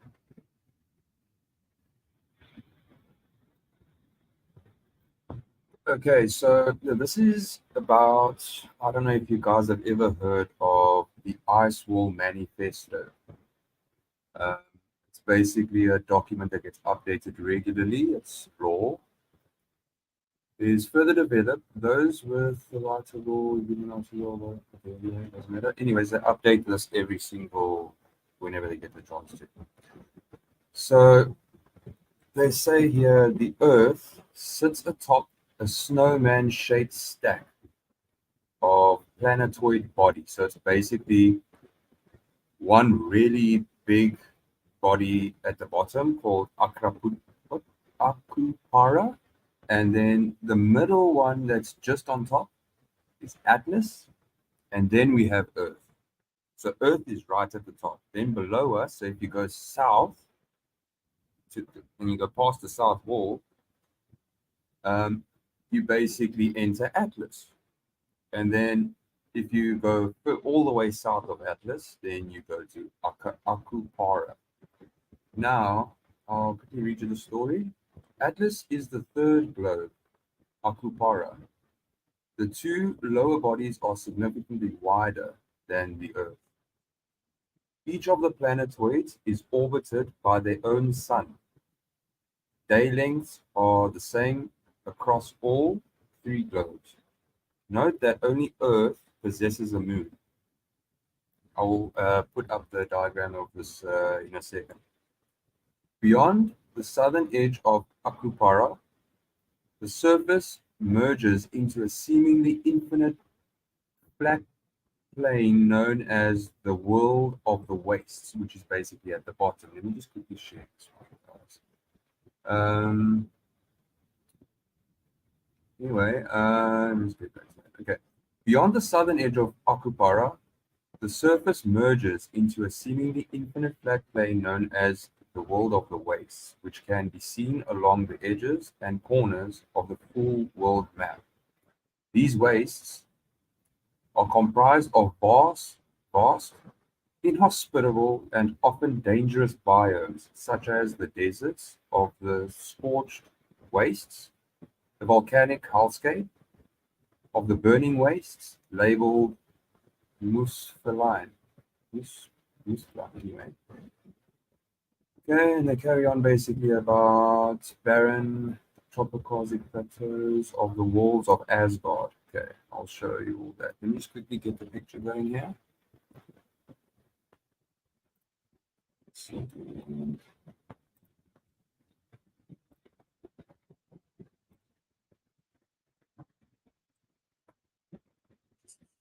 the one to the other one, sorry guys. And why it does it this way.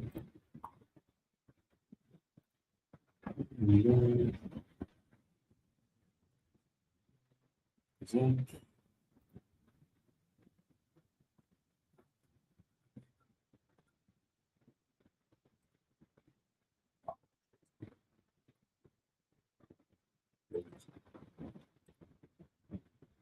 Okay, so basically look at it as it actually is. So the Earth is at the top.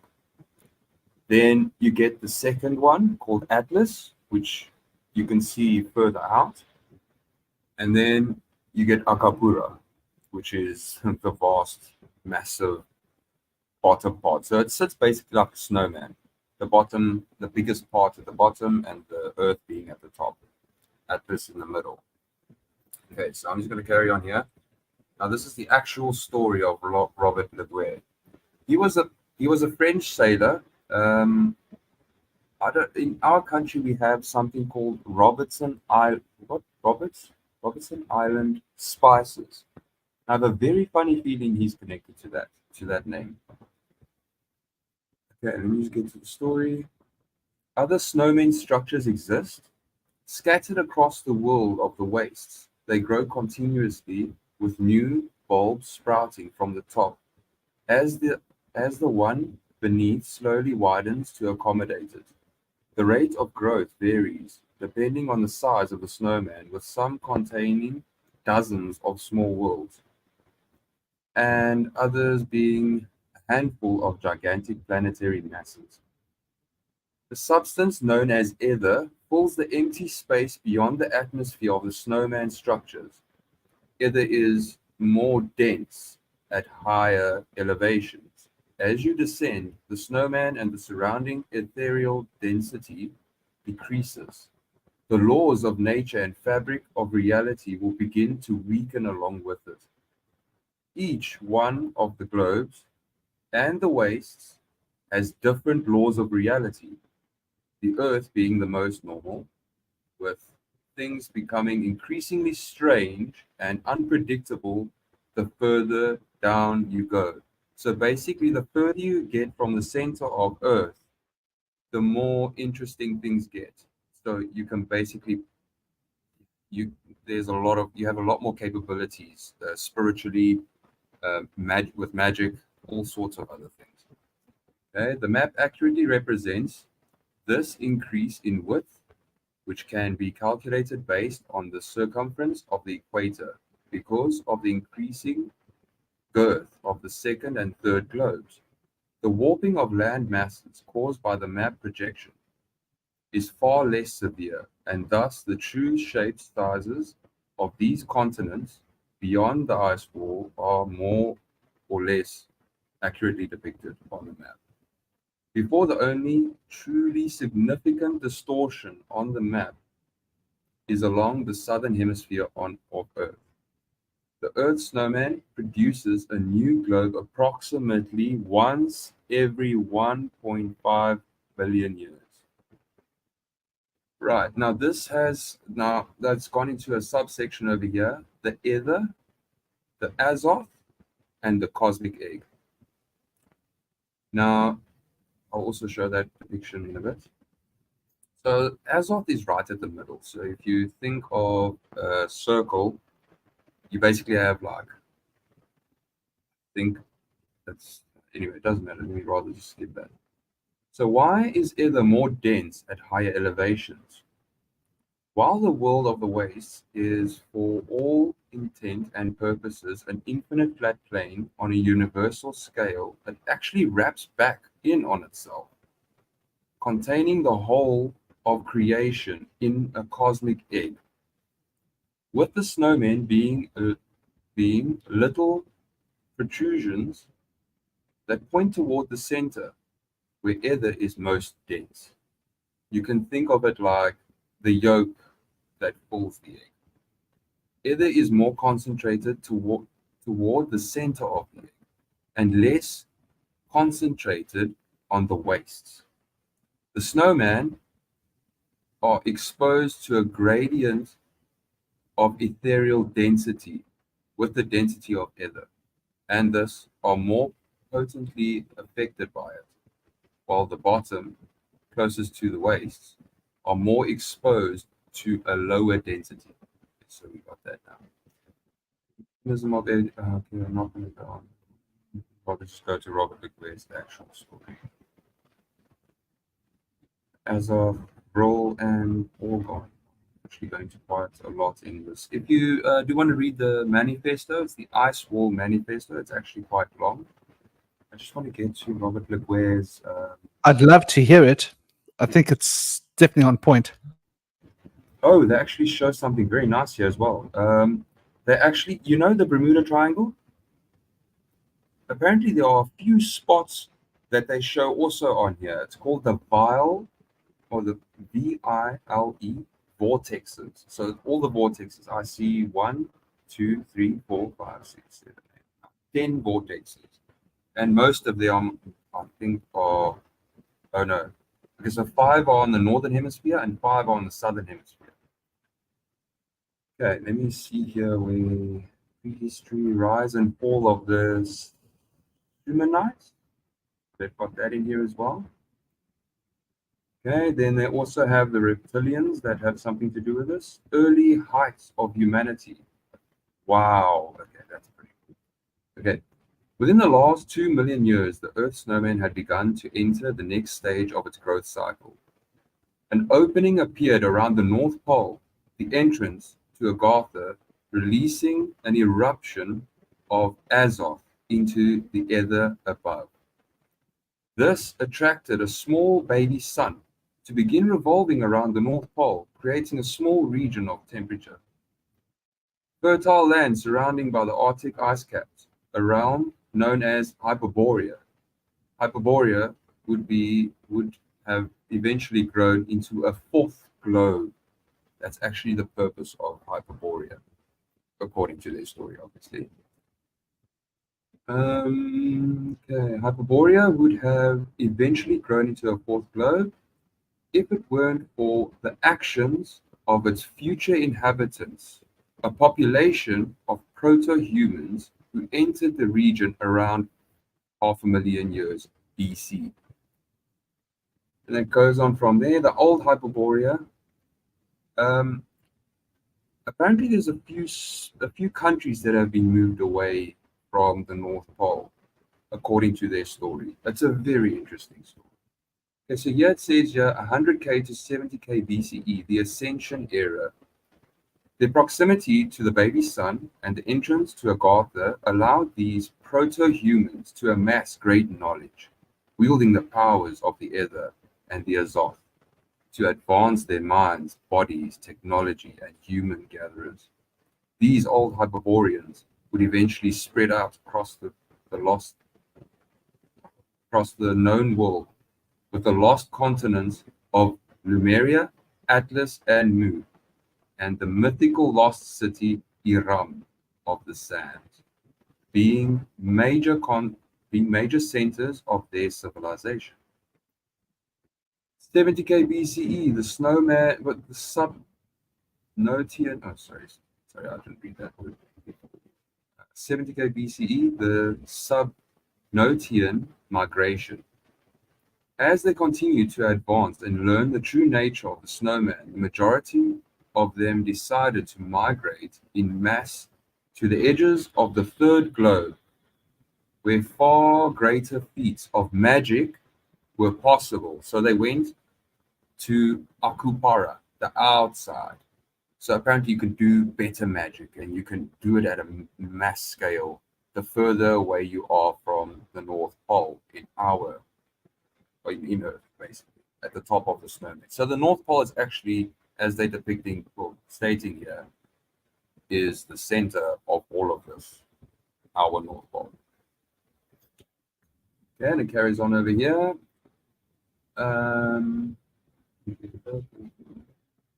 Oh, here we go. This is very interesting. Collectively, those who left for Akupara are referred to as the Subnotians. Each faction would come to settle along the edges of the snowman, with the Lemurians and their continents setting along the frozen wastes. The Muians, Muians, settling on the eastern edge of the scorched wastes, and the Hyperboreans settling in Asgard. So the Hyperboreans went to Asgard and they took Hyperborea with them. Right, as I'm carrying on here, settling in Asgard, with many of them migrating over to the Plateaus into Valhalla, which is, this is where Hyperborea is now. It's right here. Here's Valhalla. Okay, so that you don't get confused. Right, as I was carrying on,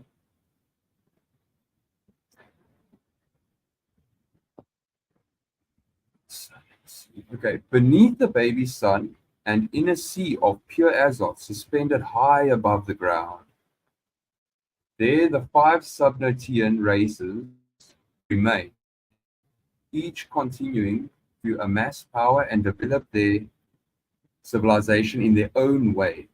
They would come to be the snowman's greatest defenses from the demonic entities and ELDRITCH monstrosities lurking in the world of the wastes. Some factions of these ancient ascendant humans stayed behind, known collectively as the Nephilim. They would use their superior abilities to enslave the less advanced Homo sapiens. Now, this is 70k to 30k BCE, the degradation era. The Nephilim ruled for thousands of years, but as time went on, they began to degrade. As their supply of Ether and Azoth dwindled, they began to lose their magical abilities. Their lifespan shortened, and their bloodlines became diluted due to the intermingling with the lowly Homo sapiens. Desperate to maintain their superiority and save their bloodlines, they made an attempt after attempt to establish communication with their estranged brethren in the third globe, seeking assistance and advice for how to restore themselves. 30K to 10K BCE, the antediluvian golden age. Eventually, they got a response and were given directions to build a series of temples, megaliths, and other great structures where they would perform all sorts of dark rituals, most of them involving the sacrifice of countless humans. The greatest of these structures was the moon, which emits a cold light that suppresses the effects of the ether, making nighttime rituals significantly more effective under the light of the moon. These efforts paid off immensely for the Nephilim. Their powers and bloodlines were restored, ushering in a new golden age. As they worked to return to the heights of the Hyperborean era, terrorizing their human subjects all the while. Okay, 10K to 9K BCE, the Hyper War. But this was not lost forever. No, this would not last forever, as it was eventually brought to light that they never actually established contact with their brethren in the third globe, but instead they were receiving directions from something dwelling further in the wastes. It now goes to the reptilians. Upon this discovery, the Nephilim civilization erupted into civil war. One side loyal to the reptilians, the other wanting to break away from their mysterious alien puppet masters. All the while, the underestimated Homo sapiens began revolting in mass, slaughtering their false gods. The war was devastating. Most of their civilizations and populations were demolished over a conflict spanning millennia. Numero deities in the west, Ozymandites in the east, maybe with the Turanians fleeing through the portal in the Himalayas to the third ring. But eventually, the reptilian backside won, and the defeated factions were forced to go into hiding, lying in wait for a chance to return or continue living on the outskirts as barbarian giants, eventually dying off or assimilating into the human populations, becoming mythological figures. Seeing humanity as easier to control, the reptilians decided that the Nephilim's numbers were best kept small and secretive.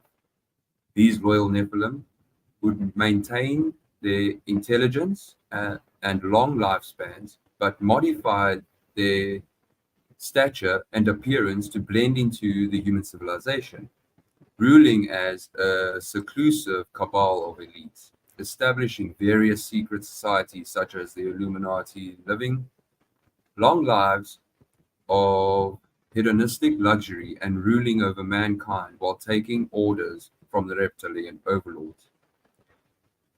Okay, this is pre-modern era. From here on, the course of human history proceeds largely the same as our timeline. The classical era, Roman Empire, Middle Ages, etc. But all of this would change during the fateful expedition in the year 1522 AD, when the course of human history and the reptilians' machinations were thrown completely off track. Right, stage one, the Black Moon era, 1522 to 1830 AD. So this is basically something we can relate to. The Ice Woman. Ever since the reptilians rediscovered the Earth snowman 50,000 years ago, the Subnotian factions had been waging a constant war on the cold-blooded invaders to prevent the reptilians from establishing a presence in Akupara, which is the third ring. At the turn of the 16th century, this conflict had pushed the Lemurian civilization to the brink of collapse. Their numbers dwindled into only two remained. The former emperors of Lemuria, the Ice Mother and the mad scientist Yaku, Y-A-K-U-B. The Ice Mother's answer to this is to cause the Black Moon event both massively hindering the reptilians' ability to exert influence over the Earth by devastating their by deactivating their main method of communication with the Illuminati underlings, and revealing the world beyond the ice wall to the civilizations of Earth, where they hopefully learn the truth and become allies against the reptilians rather than rely on humanity. Yaqub starts creating the tall whites, aka the evil white race, using hominid and grey alien DNA, and amasses a great empire during the Black Moon period, capable of deterring the reptilians even after the moon is reactivated in 1830. The moon, being an ether suppressant, served as the reptilians' most powerful tool in maintaining contact with the Illuminati minions. With the cold light of the moon turned off, the reptilians were essentially cut off for hundreds of years, and with the world beyond the ice wall being revealed to humanity, they were free to explore and expand into the second globe at around the same time as the Black Moon event occurred. Seemingly all the Merians in the frozen wastes died, becoming extinct beyond the ice mother and Yaqub. So it's only the ice mother and Yaqub that were left. The implications of this are unknown. Grey aliens hail from a world that the reptilians have already taken over. They are slaves to reptilians, primarily used for expeditions into the upper layers of the snowman. During the Black Moon period, the old order of the secret Nephilim elite began to fracture and collapse without the orders of their reptilian overlords keeping them united. This leads to the emergence of many new factions and the rise of new nations with no connection to the old cabal. It also emboldens the anti-reptilian Nephilim to emerge from hiding and creating the three shadow empires of Rapa Nui, the Goloks, and the Tartaria. To further familiarize yourself with the stage of the project, just read through the 1830 map. That's all on there. Okay. The Mud Flood era, stage 2. This is 1830 to 1910. The current stage of the project. Here, we will primarily focus on exploring Akupara as it exists in the early 20th century through a series of large maps. Likely 4 or 5 following the journeys of history's greatest explorer, Robinson Leguer. His name, I'll spell it to you quickly, Robenson, his surname, Laguerre. Right. This is now where this is where the story gets really good. Okay, the first man to not only discover many of the lands of Akupara, but fully circumnavigating the third globe. With most colonial powers only beginning to peer over the Montane Ring, which is the first one. Almost all of Akupara will be uncolonized within the time frame of these maps, and so the primary focus will be on the native civilizations, alien intelligence, wildlife, lore, stories of Leguer and his crew adventures, with alternate history taking a backseat. While the journeys of Robinson Leguer maps are being produced, we'll also be working on a series of maps exploring the various regions of Atlas, which is the second one. Each continent and archipelago will, sorry, I'm not very good with that word. Archipelago will get its known enlarged map and many new illustrations. Okay. The goal of these posts are to fully flesh out each region's wildlife, nations, environments, and law with a single definitive post thereof. Therefore, each map will be set in the 20XX AD stage of project instead of 1910. Like the Laguerre maps are, so that we don't have to go back and make modern versions of each region map later. Okay. After the moon is reactivated, the reptilians immediately get to work, re-establishing their network of Illuminati minions, getting the fractured remnants of the old order to fall back in line, as well as roping in any new elite circles which had emerged during the Black Moon era, such as the Holvenists of France. This process goes on for about 80 years, with history continuing on the same general trend of exploration and colonization of the world beyond the ice wall until the year 1910, when the reptilians launched their plan to seize complete control over the nations of Earth. Of course, the shadow empires and many of the new independent nations refused to kowtow to the reptilians' demands. Eventually, this culminates in the Mudflood Wars, a century-long period of conflict, catastrophe, mass expulsions, and global restructuring, and the reptilian-backed factions triumph over the resistance and rebuild the world within the ice wall in their own image. History is totally rewritten, and the entirety of the Mudflood Wars are completely stricken from the historical records after the reconstruction is complete. The civilization population of Earth are left with no knowledge of the ice wall or the lands beyond it, and the worlds that emerges will be a very similar to our own, with the history of the 20th and early 21st centuries being essentially the same as our timeline.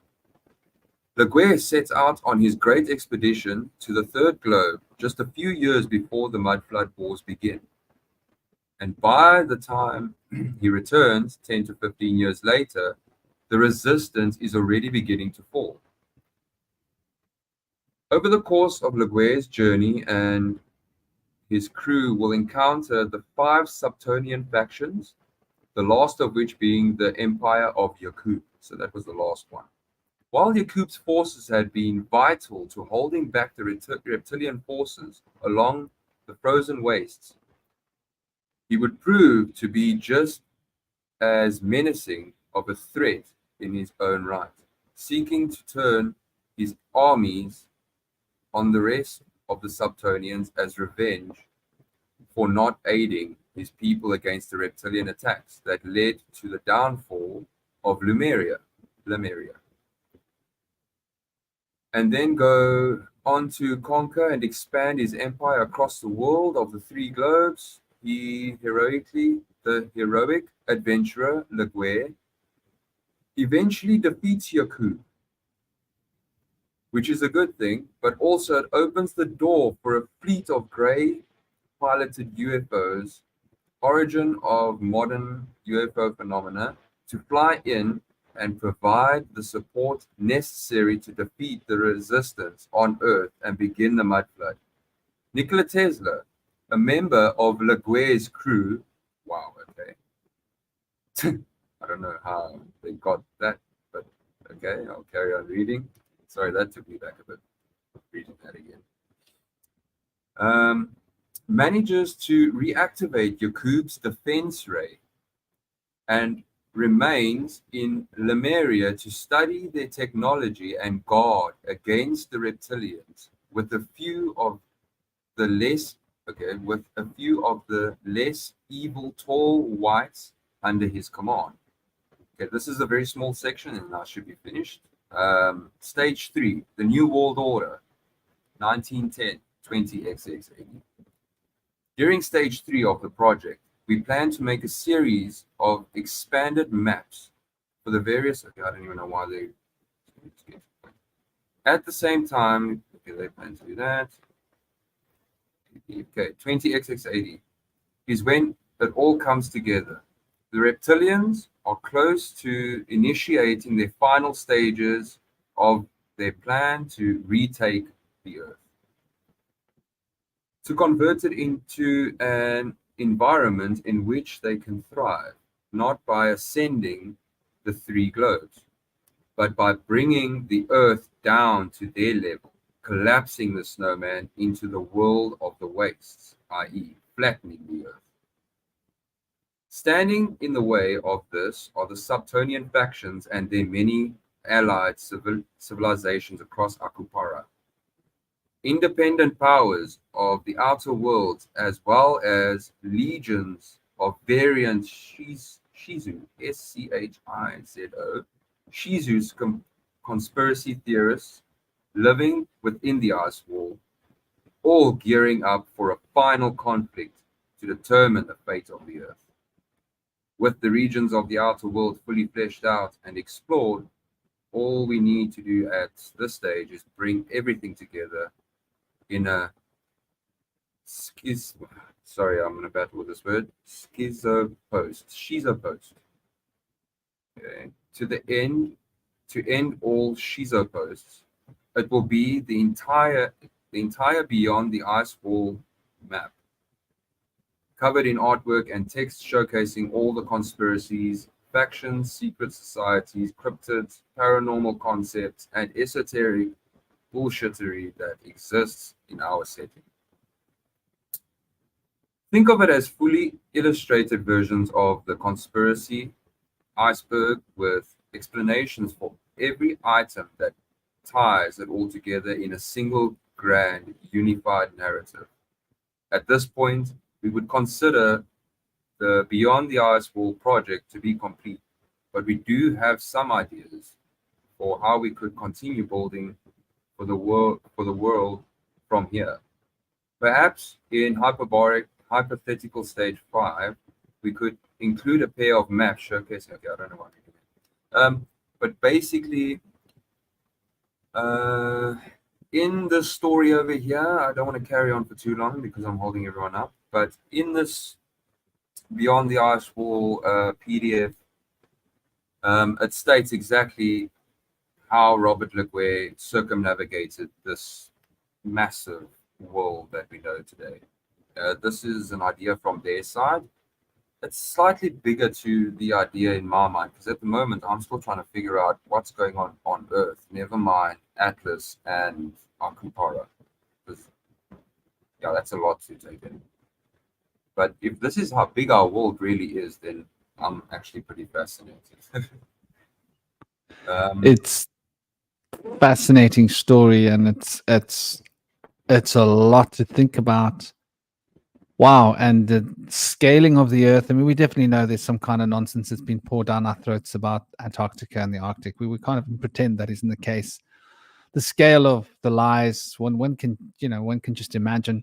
We've just been joined by our dear brother, Dr. K. It's been a while. Dr. K has been very, very busy, but he has been working hard. Those of you that haven't been following his channel, just take a look at my list of recommended channels and you'll see his channel there, his university. Welcome, Dr. K. How are you? He's a numerologist. He's a grimoire creator. He does grimoires. He works with numbers primarily. I mean, it's not all that he does. He's quite broadly versed in the occult science, spiritual sciences, but his speciality is with the numbers and working with the numbers in order to gain some sense of meaning. Welcome, Dr. K. How are you? Do please say some words to introduce yourself. Much love. Love, peace, and power, Franklin. Thank you for that wonderful introduction. As always, thank you for having me. Forgive me for being away for so long. I assure you, it is. It has been busy. Indy, how are you? You look tan. What's going on? Love, peace, and power, Cosmic. Happy to see you. And forgive me, is this Popo? Ah, Pope and Dope. Yeah, how's it, brother? I sent you a message the other day. Nice to meet you. Yes, you as well. Wonderful. Yo, the story you just gave out and the narrative you put forward was dope. Love, peace, and power to Mexico in the chat. Happy to see you. Is something to really consider, to really think about, because whether you want to believe the earth is round or you want to believe the earth is flat, we have to look at a certain amount of evidence and we have to look into the mythology. The idea of infinite plane has to come into or be thrown on the table, so to speak.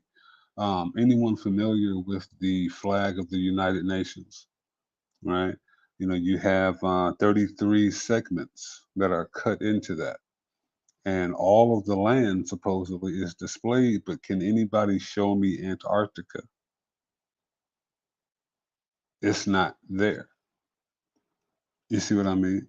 So why is that? The consensus by the military, Captain James Cook, a couple hundred years ago, now at this point, surveying the circumference of the Arctic Circle. Why is it called that? An Arctic Circle.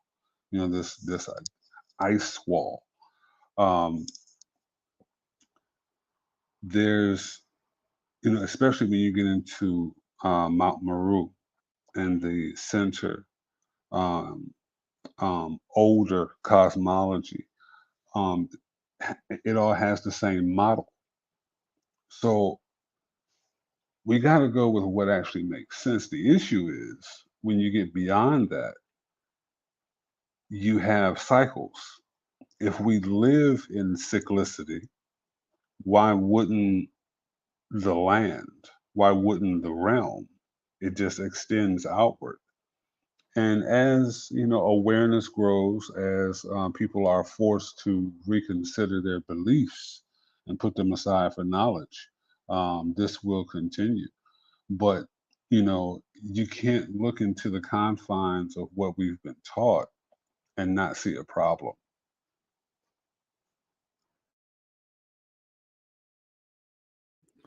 Yeah, that's so true, brother. I often consider when I look at the world, like I don't even know. I don't have a definitive answer about what the world is because I can't factually say, but there's definitely much more to it than what we've been told. It's a great scale of possibility. And I even consider the idea of an inside out Earth as a weird concept, as a concave Earth, but we're on the inside, but we think we're on the outside. The same way that we're looking at things upside down, but they're actually the right way up. And I got that from when I drowned. It seemed very much like the world was inside out. It seemed very much like we were on the other side, on the inside of the outside. But we talk about thoughts being inside our heads, but they're not inside our heads, they're outside of our heads. Everything that we consider seems to be back to front in some way. And so it's quite interesting when we look at this concept of Rupes Nigra and Mount Meru. Okay, so we're told it's Mount Kailash in India. But then there's obviously this Rupes Nigra myth, which is supposedly this continent which is 33 French miles across with a big black rock from which that black rock company gets its name, which is a pure magnet. which who knows? But there's also another Mount Meru, and this other Mount Meru I find rather interesting in its location. We were looking at this last night. So in Tanzania, very close to Mount Kilimanjaro, close to the border of Ethiopia, which in itself, like, listen to the word, ether, utopia, Ethiopia. There's something quite interesting going on with that name. And this Mount Meru is the highest single standing mountain in the world. Okay. It's not nearly as high as Mount Kailash or any of these, but it's very high. Mount Kilimanjaro is higher than that mountain by about quite a little bit. Mount Kilimanjaro, what is that? 5.5 clicks high. But anyway, this Mount Meru is rather interestingly placed on the equator. So it gets my brain thinking. Does that go into the earth? And if you go into the earth there, does that connect with passages in the earth? Does that go all the way down to Cape Town? We've got the myths here from the Bushman people that there are places that go into the earth. From the Sumerian tablets, they speak about the Apsu, Africa. If you follow the way they describe it, it's cut off from the other continent by a waterway, and it's the shape of a heart, and it's a very big continent down in this bottom part, which sounds like the south. It seems like they're very much the Apsu. They're talking about Africa, and that's where the gold was mined, and we've got the evidence that the gold was mined in southern Africa. So all the evidence tallies up. And so we've got legends here of subterranean caverns. Then in the Sumerian tablets, they speak about how subterranean caverns were created in order to get into the earth deep enough to get access to the gold. Okay. So there's a lot of interesting points here. So there could very well be these subterranean caverns that connect up Cape Town through Africa, going up right through to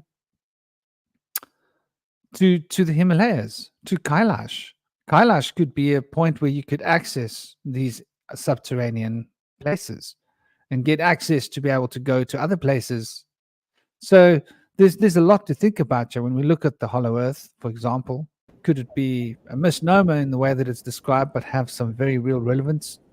I like the idea of thinking of the sun as a gateway. And if you come out of our sun, all you see is other suns. You can go to those suns, and if you go travel through those suns, you could travel into another, like one of these. So there could be this network in the ether. And interesting thing that was being read by Pope and Dope earlier was he was saying how when you raise up higher in altitude, from our perspective, that the ether becomes less, more powerful. Right? There's definitely something about this. Because having spent time in high altitude, like 5,000 meters and a bit above 5,000 meters, I can tell you that there's this very powerful shift in consciousness at that altitude. Even if you're getting above 3,000, there's a beginning of a shift in consciousness. 4,000 meters, things are happening. Those of you that don't know this, when you're at 5,000 meters high, what happens is you breathe like this. And then you stop breathing for a long, long time. And some part of you goes, wow, I'm not breathing. Wow, I'm not breathing. That's so cool. And then suddenly you stop breathing again. And you're short of breath. There are these weird cycles of energy in your body. The way that your body processes prana and life force is very, very, very different at a high altitude. So why would that be? The density of ether is greater when you go up to the earth. Why would that be? Well, if the earth was inside out and it had a plasma core, and that plasma core was the sun, I mean, let's hypothetically consider this as a notion, then would the greatest density of ether be in the center? And as you get further away from the center, would the plasma core the plasma density get less and less and less into a more crystallized reality. Hello, dear Moon Feather. Oh my gosh, Moon Feather. Om Shanti. So lovely to see you, my dear. I didn't know we were going to be blessed by your presence. What an honor. But yeah, this is, and sending you so much love. This is a very interesting concept, I think, when we look at it, because it does sort of open the possibility of an infinite scope of being, and that what we think is reality is potentially inverted. And it doesn't have to be an inside out concept. It could be different. I mean, that's just the way my brain likes to look at things. I like to turn things upside down, inside out, back to front, and look at them. Because there's something about this world and the upside down and the inside out and the reversals that has been shown to us, and the way in which those beings like to reverse things for us. It would stand to reason that they've got us believing back to front, the reversal. I don't know. What do you guys think about this as a concept? I think so. I think a lot of people will say as above, so below, but we don't think about as above here, so below there. We don't really consider that. So that's the way we can flip the script. But also, I was thinking that when you mentioned earlier how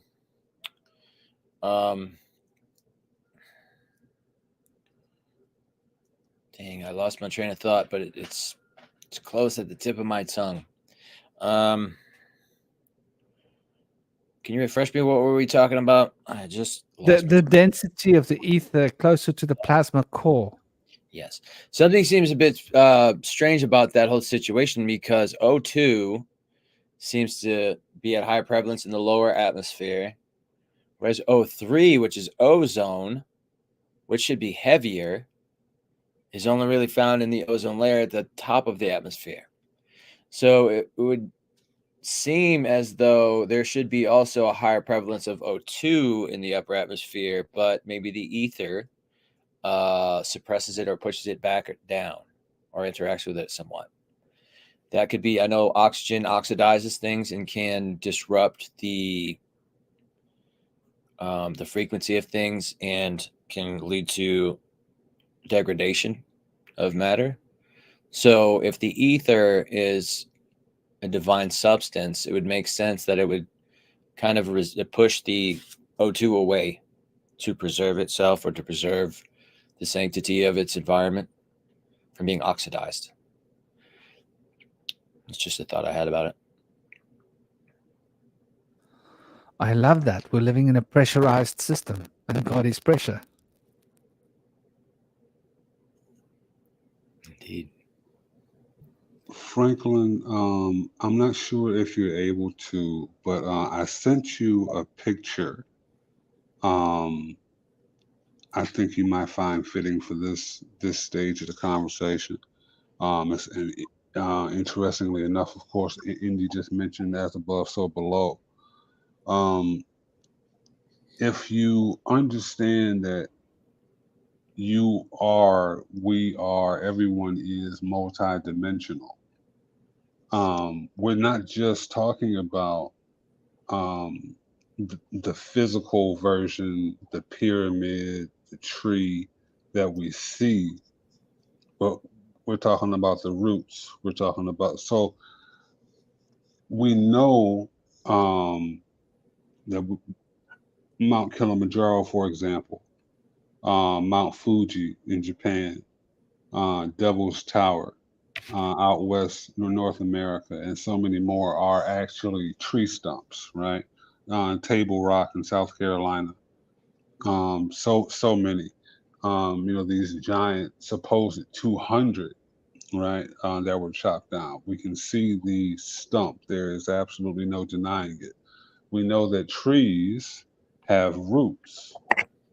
There's a whole system. So these underground tunnels, these DUMBs, these deep underground military bases that are worldwide, these incredible fortresses that are typically run and repurposed by the military, are beyond ancient. Topography will show them to you, astrocartography, will show them to you. Ley lines and geomancy will show them to you. And we have to remember that they all also have shadows. So we're talking about three different beings in the same way that we are three major parts, in the same way that we are mind, heart, gut, the same way we are heaven, earth, hell, right? So remember that any information given to you or taught to you is going to be inverted in this world system for the last couple hundred years just to be safe, right? Especially the last 100. So when they say plasma core, which makes absolutely no sense because to this day, the deepest we have ever drilled is 8 miles into the earth, right? They seem to run into something that's unbreakable when they get to that point. It makes more sense that the central is not plasma or not molten, but frozen. Interestingly enough, in Norse mythology, when we look at hell, Hel, it meant frozen up under the ground, not hot. Right? Everything has been inverted, for this. We could argue this root chakra energy, but that's kind of putting all your eggs in one basket. Yeah, maybe I didn't explain myself so well. When I mean the core, I mean the sun, the sky, because I'm looking at an inside-out model. So I'm looking at this as the Earth as being concave, but we're on the inside, and we're looking up towards the core. We're all in different dimensional sectors. Exactly, and so Yeah, I'm looking at it as if the core is the sun. Understand that you live in a Zarfex sphere. Those spheres have limited xiphoid membranes, and there's a will that extends beyond it.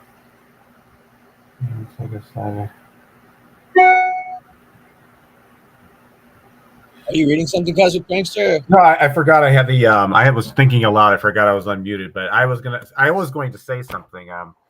I think I want to take this this idea of this sort of this inverted world thing and kind of take it one step further.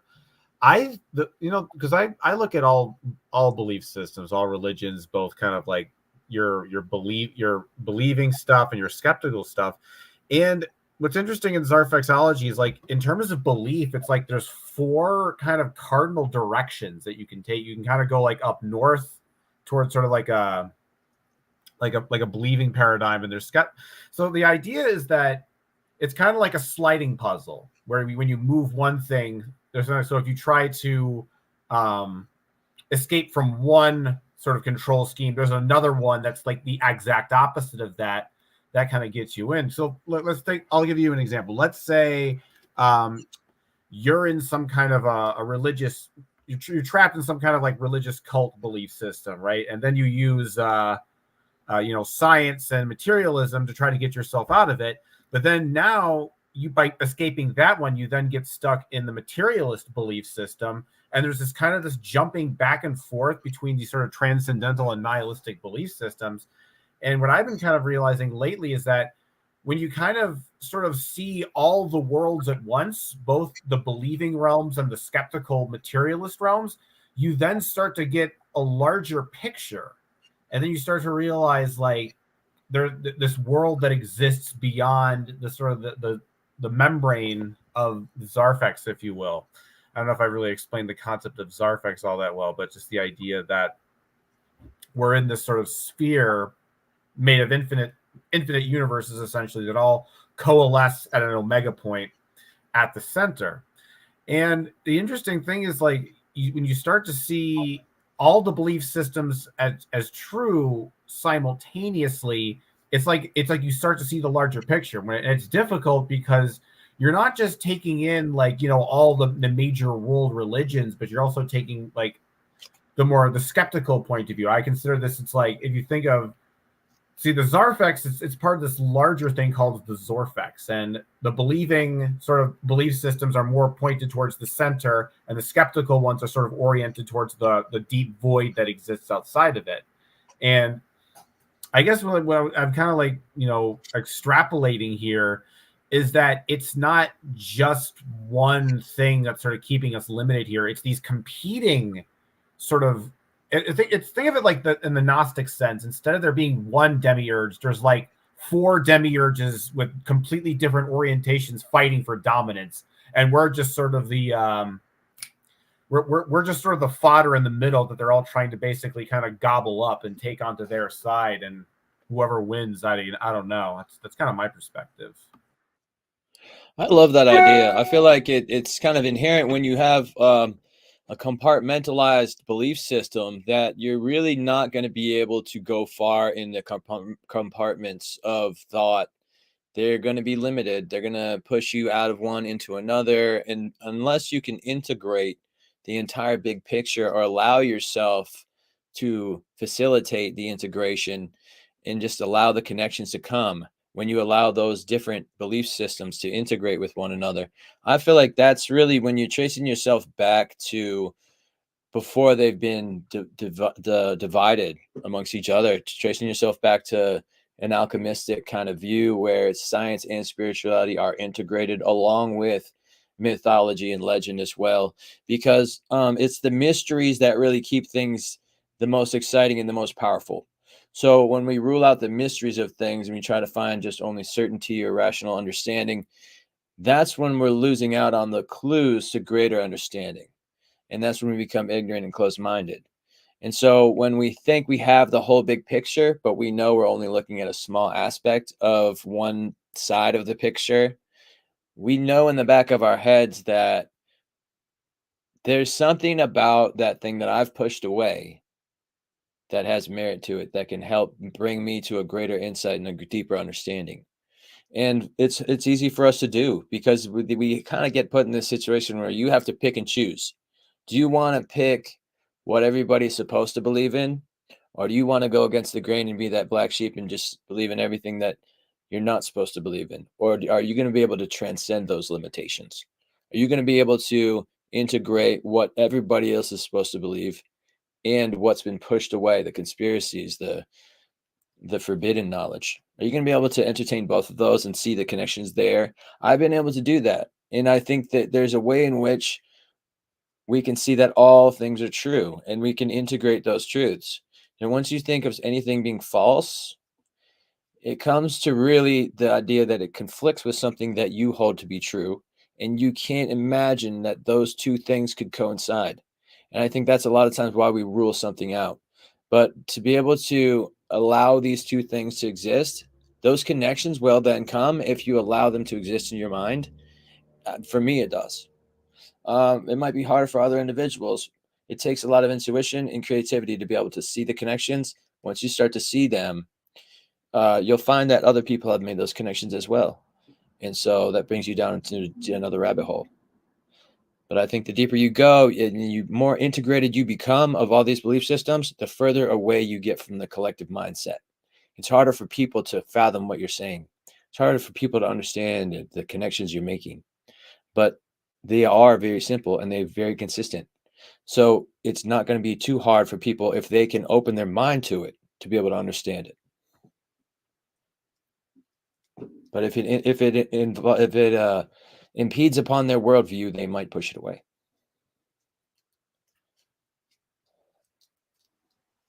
Most definitely. The more you study, the more you will see correlation. The idea of separation is what history has done best. And proper study, even of the lies, will show you just that. So, recognizing on a on a spiritual level, everything is you. Everything. So where you see separation, where you feel the most resistance or the least connection, that's actually where the work is. And it's kind of there's so many examples, but think of the zodiac. How you have these polar opposites. Look at Capricorn versus Cancer. right? Look at Virgo versus Pisces. You know what I mean? Like these, look at the cardinal points, Libra versus Aries. You know what I mean? Like Is it it's just me? Is it just my sound that's turned off, by the way? nope. There you go. We hear you. I hear Khalil. Can you hear Khalil, Franklin?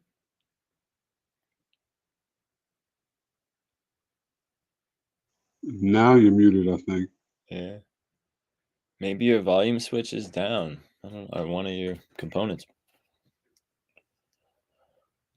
He's gonna come back in. Uh, um, But what go ahead. I was just gonna say I appreciate what you were saying about that's where the work is. When you know that there's something afoot and it's something you pushed away, there's definitely some wisdom to that. I know that. I've been there. So thank you for mentioning that. Well, you're on it. You know what I mean? We all roads lead to shadow work. You know what I mean? Because see, here's shadow work sometimes gets a bad connotation. Number one, because it's work. You know what I'm saying? And like we're going to be laziest about that because it forces us to change. Before we change, it forces us to address what has not been addressed yet. So that's from a spiritual standpoint. That's actually the biggest clue we can give ourselves in order to eventually get back to our mind. You know, whether we want to call it consciousness, awareness, woke, whatever works, but you're walking back to your original mind. So th- this is your biggest clue. Your triggers are your ultimate work. Why do you have these fears? Why do you have this anxiety? Why are you dreaming about this place over here that you've never been and have absolutely no association with? Your attention shows you things for a reason. How you sound now, Franklin?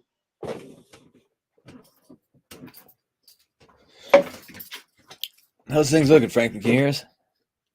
Yeah, man. Sorry, I was trying to share that image that Kalal Dr. K sent me, and my gosh, it's really hard to share just an image. You have to have a whole slideshow presented, otherwise, it can't find the image. Don't ask me why. You would think it's really easy, but it's easier to share a video for some reason. But it was a beautiful image. Dr. K, I wanted to ask you that tree that you sent me.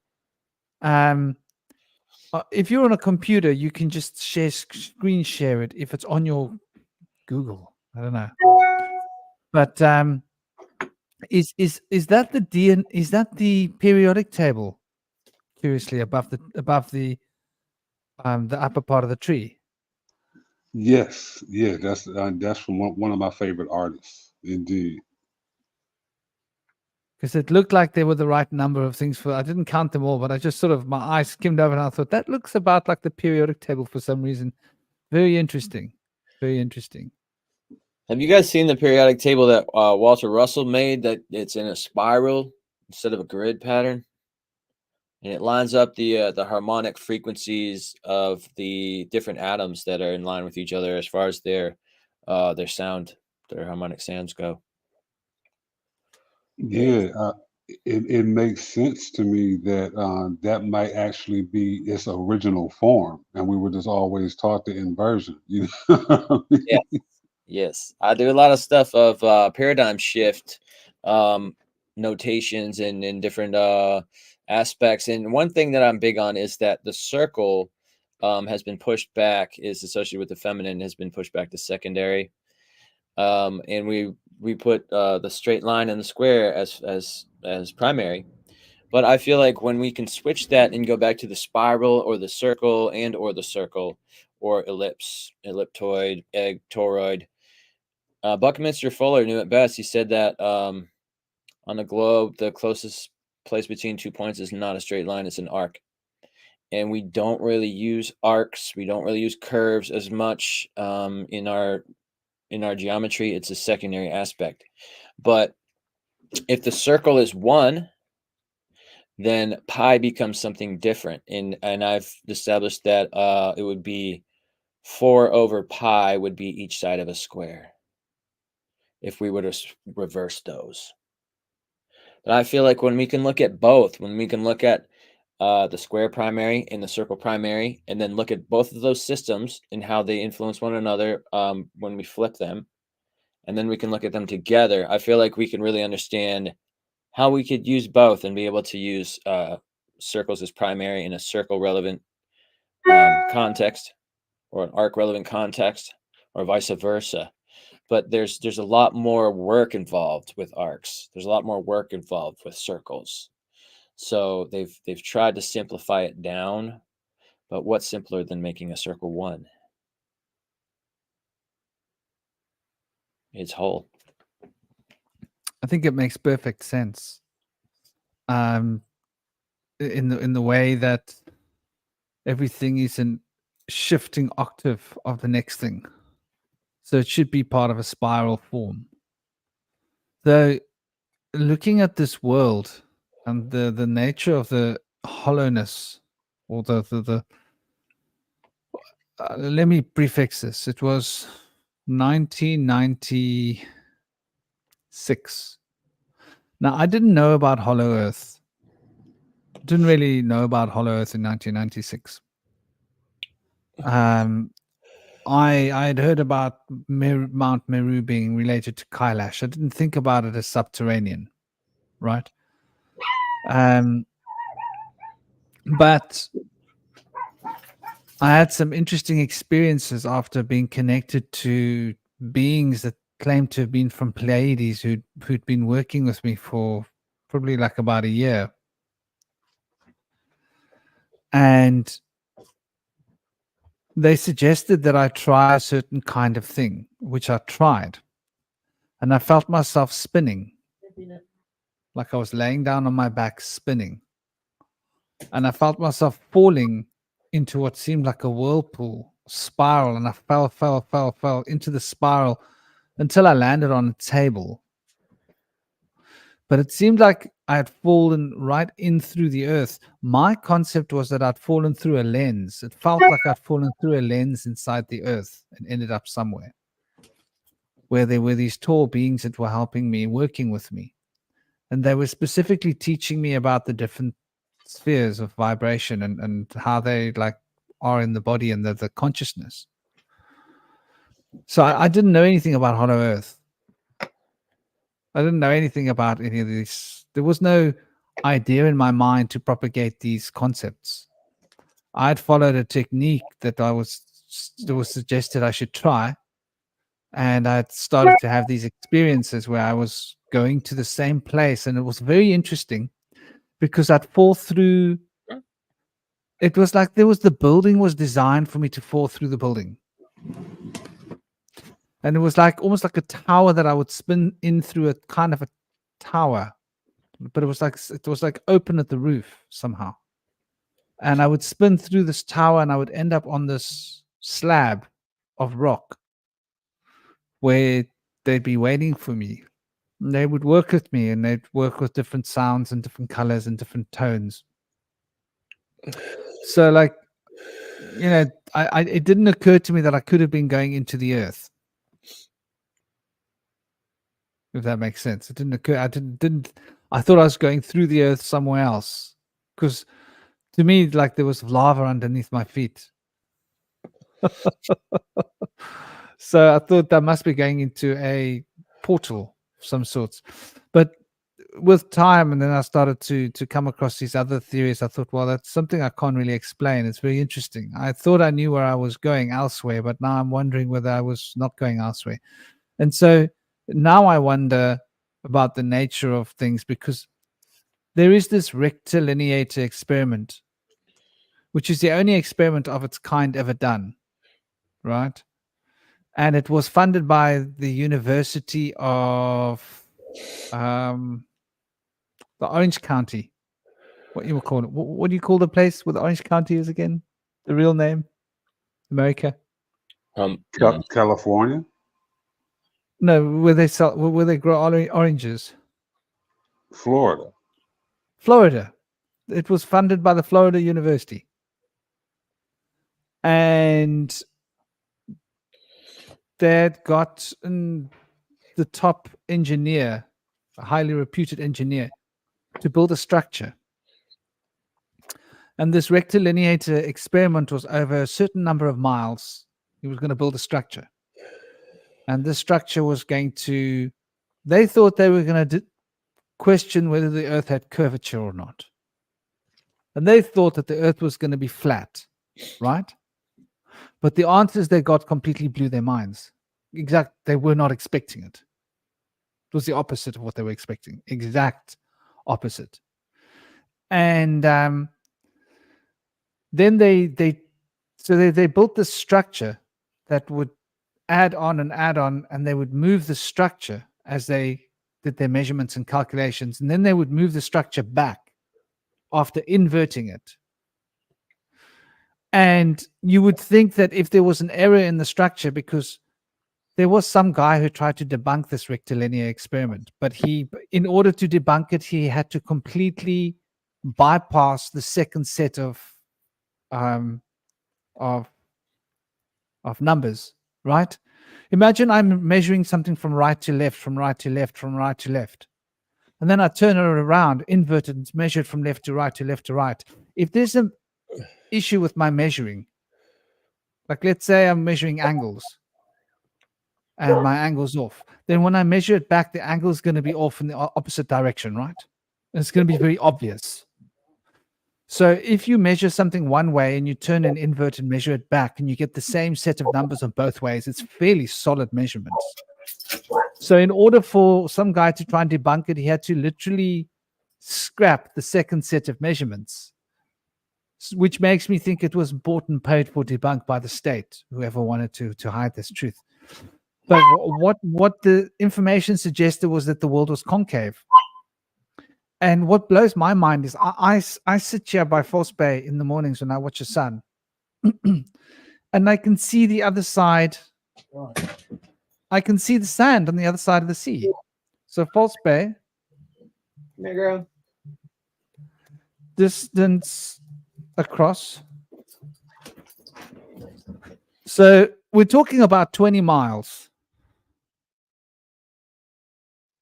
right? If that puts perspective into your mind. I think where I am sitting and I'm looking at the other side, it's about 17 miles. And am I right? It's a 9 inches to the mile fall off, according to our distance of the Earth being circumference as we say it is. Earth round, I think that's the official numbers. Round Earth model.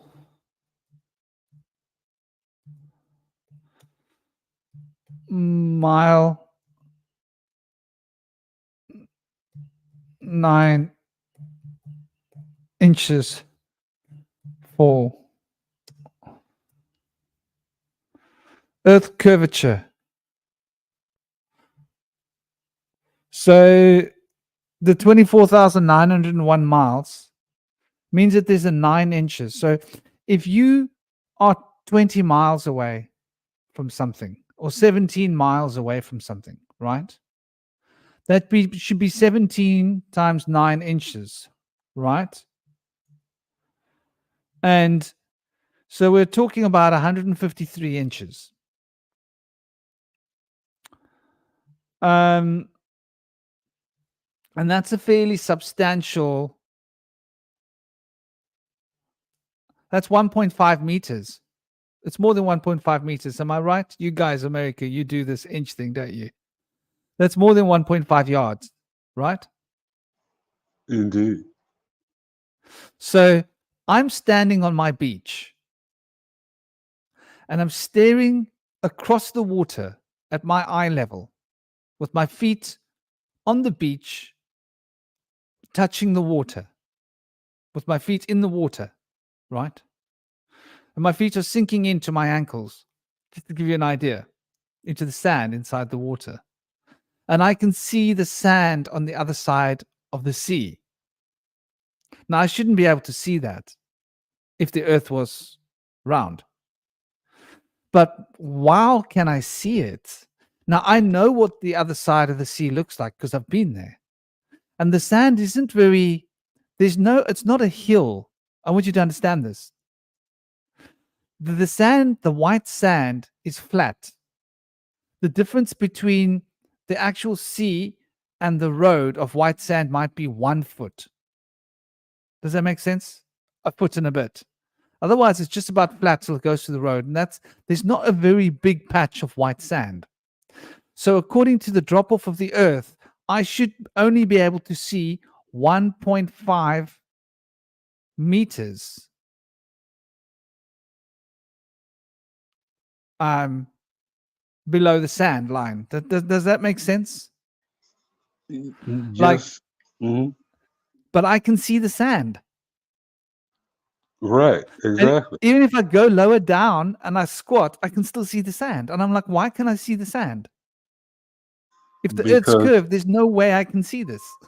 because the earth isn't curved. The firmament has curvature to it, and that is how signal is triangulated, right? But beyond that, which we're essentially flat, you can take that a lot further if you just look at the military. The military all over the world tells you about its navy capabilities. They can target from China to Australia and beyond with laser precision using literal lasers. That wouldn't be possible if it was curved. The laser would go into outer space or bounce off of, you see, but that's not what happens. We're talking about thousands of miles.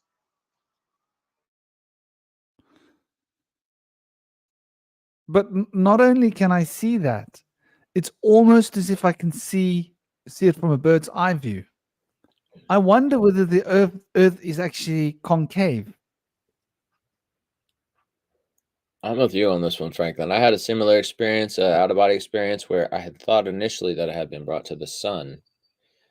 But as I had heard more about the central sun, it made more sense that I had come through the pole into the earth, into a central sun that may then have been able to be a singularity point that can extend to other stars, including our own. I've just never been able to figure this out. What about this possibility that if you were to go into the inner earth and then from there, it would seem as if you were on the outside of their globe and they would think that we are on the inside of theirs.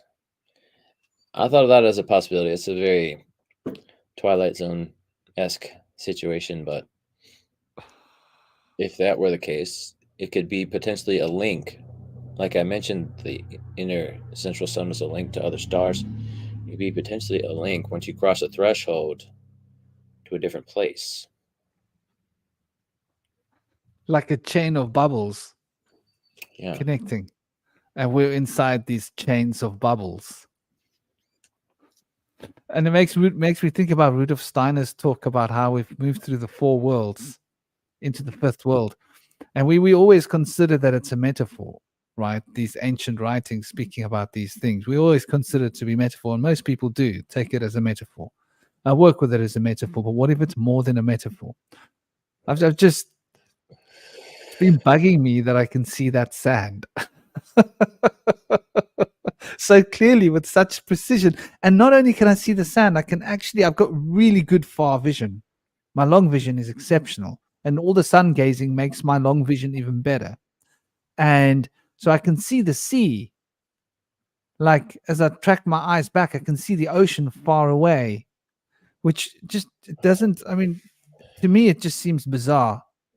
And it seems like a very interesting concept because the sun, what if we're already inside the earth now, but we don't know it? Wow.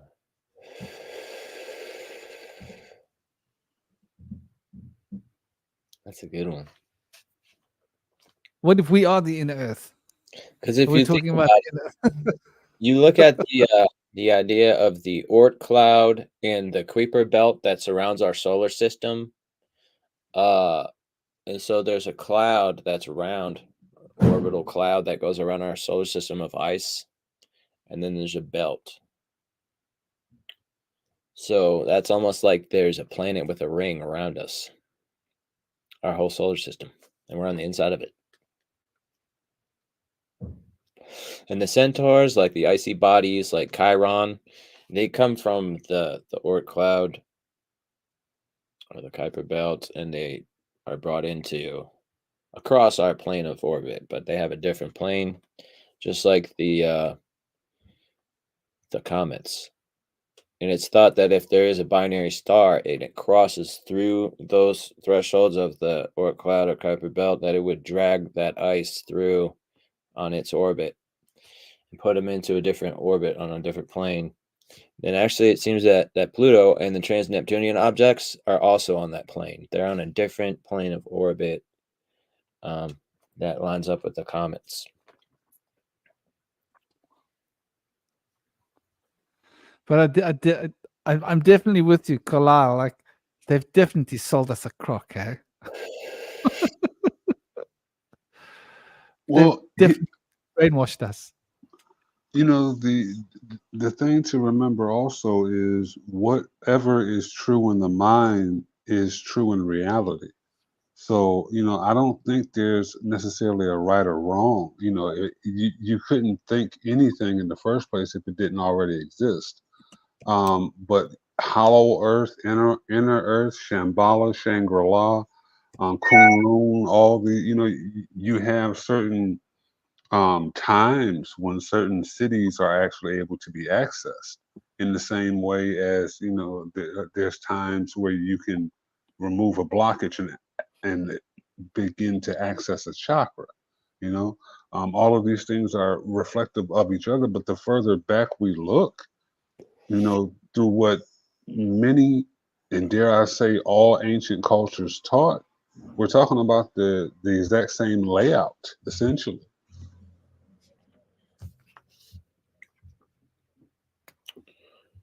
And So, right. Pope and Dope was telling us this wonderful story. And another part of the story is sort of getting to me, right? Mhm. So these lizards. Yeah. So I've had experience, and I've had a number of a lot of experience with different beings, but a number of times with lizards, and I've gotten to know them quite well, to read their insignia, because they've got different kinds of armor. And I didn't it took me years to realize what their armor was, that they're different kinds of armor as their rank. You can see their rank is based on their armor. If you've ever met them, you've seen them, they've got this like armor. If you see them on the etheric plane. And I was trying to understand how they move through the etheric plane, because they move in a disembodied way. And then it occurred to me that they've got like suits that they wear, electronic suits that they use to phase to us, if that makes any sense. So they can interact with us on an etheric mental level. And like many of these abductions that people speak about have been because these beings can phase. And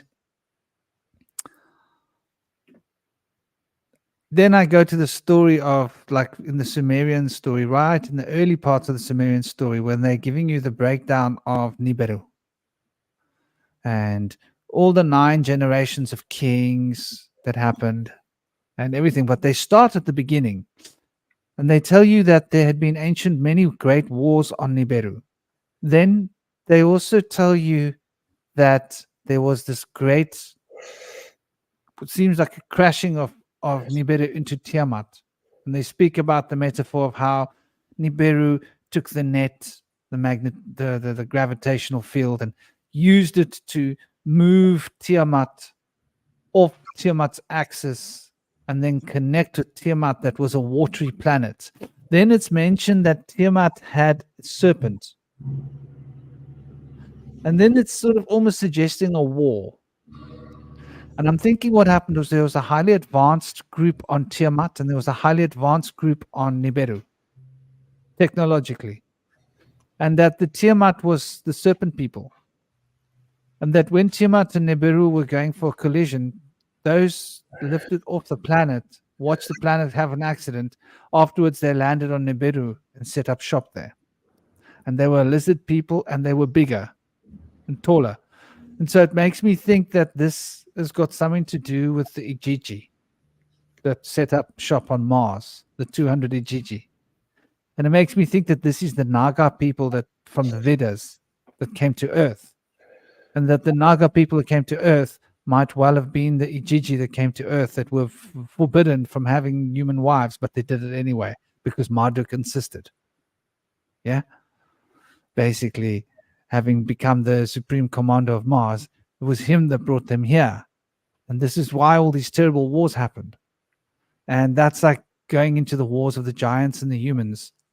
So these lizards, I think they might have been the original offspring of Tiamat. And I think that Earth, according to those tablets, the Earth was a fragment of Tiamat that had come to settle here, like eons before.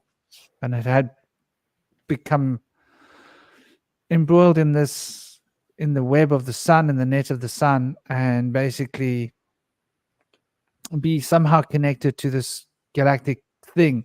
This could well be a certain element of truth. If not the Earth, the moon, if that makes sense. But a lot of what is on the Earth must have been substantially related, whether it was reorganized by the sun and then regurgitated. I don't know. But does that make sense to you? Like, because when we look at this connection with the Nibiru and Earth, they're called Earth Key.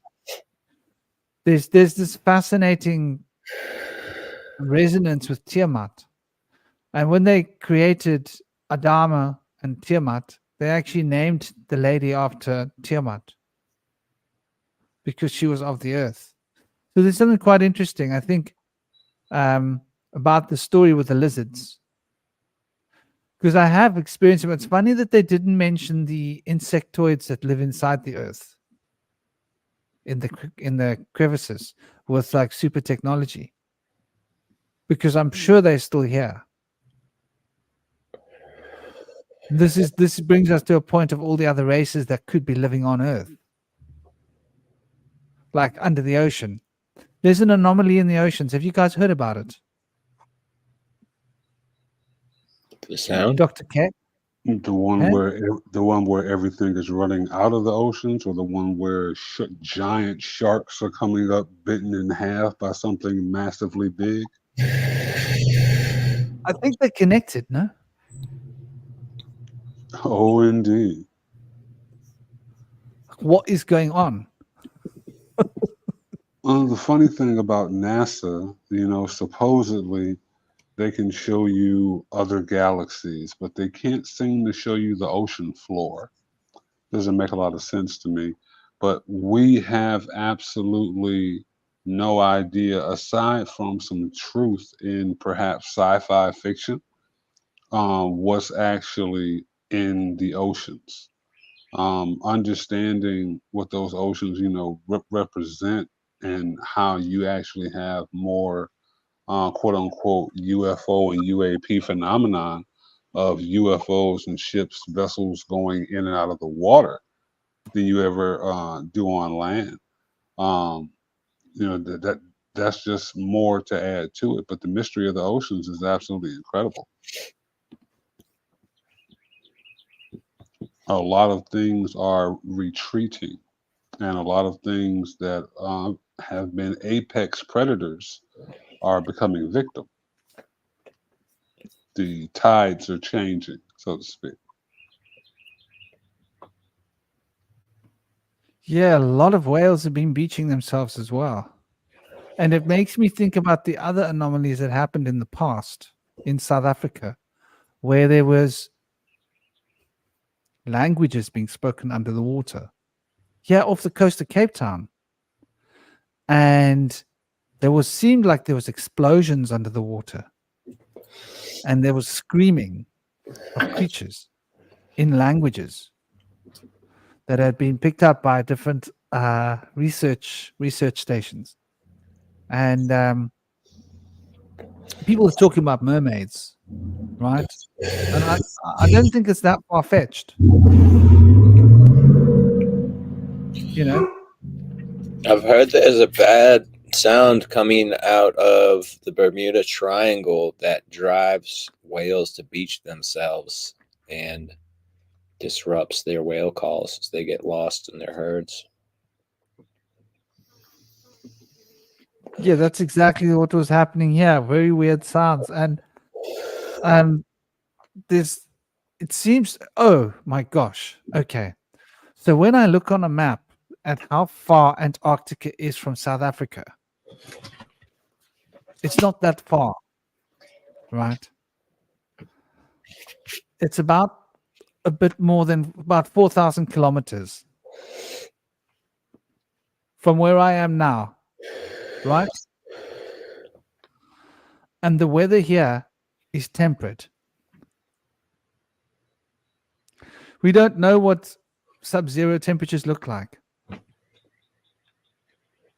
If I travel 4,000 kilometers north from here, it's a bit hotter, but it's not that much hotter, right? If I travel 4,000 kilometers south from here, it's ridiculously cold in Antarctica, as they tell us. But if you go across to Australia, New Zealand and Australia, you're very close to Antarctica. In fact, if you go down to South America, you're extremely close. And the temperatures there in winter don't fall much lower than like -1. You travel 600 miles, right? And the temperatures dropped from -1 to like -30. This is what they tell us. If you just start studying the map and you start looking and getting a measurement of mileage, and looking at the so-called temperature gradients, it just doesn't add up, does it?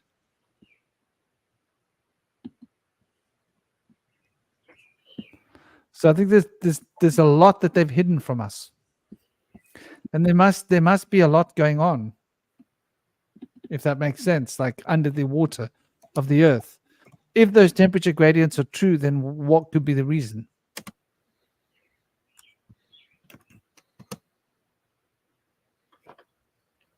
Maybe there's an upwelling of water. Indigo, come on.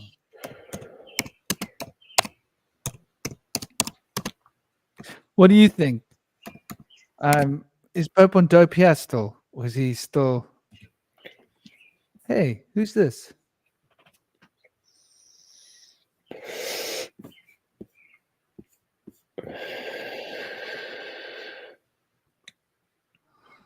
Wow. This is very interesting.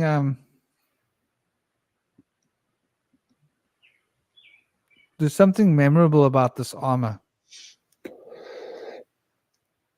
Isn't that funny? It's like I don't think I've ever seen it before, but it's like I feel like I know it. It is in a museum. It is well known, very well documented. And I have this very funny feeling that the French built it for them. The thing.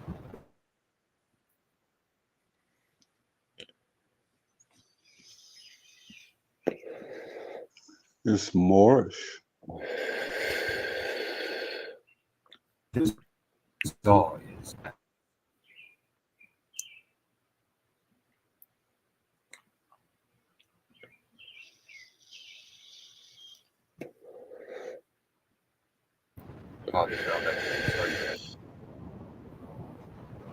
okay, now if you're a grown man and you're in that suit, please tell me how you can see what you're doing.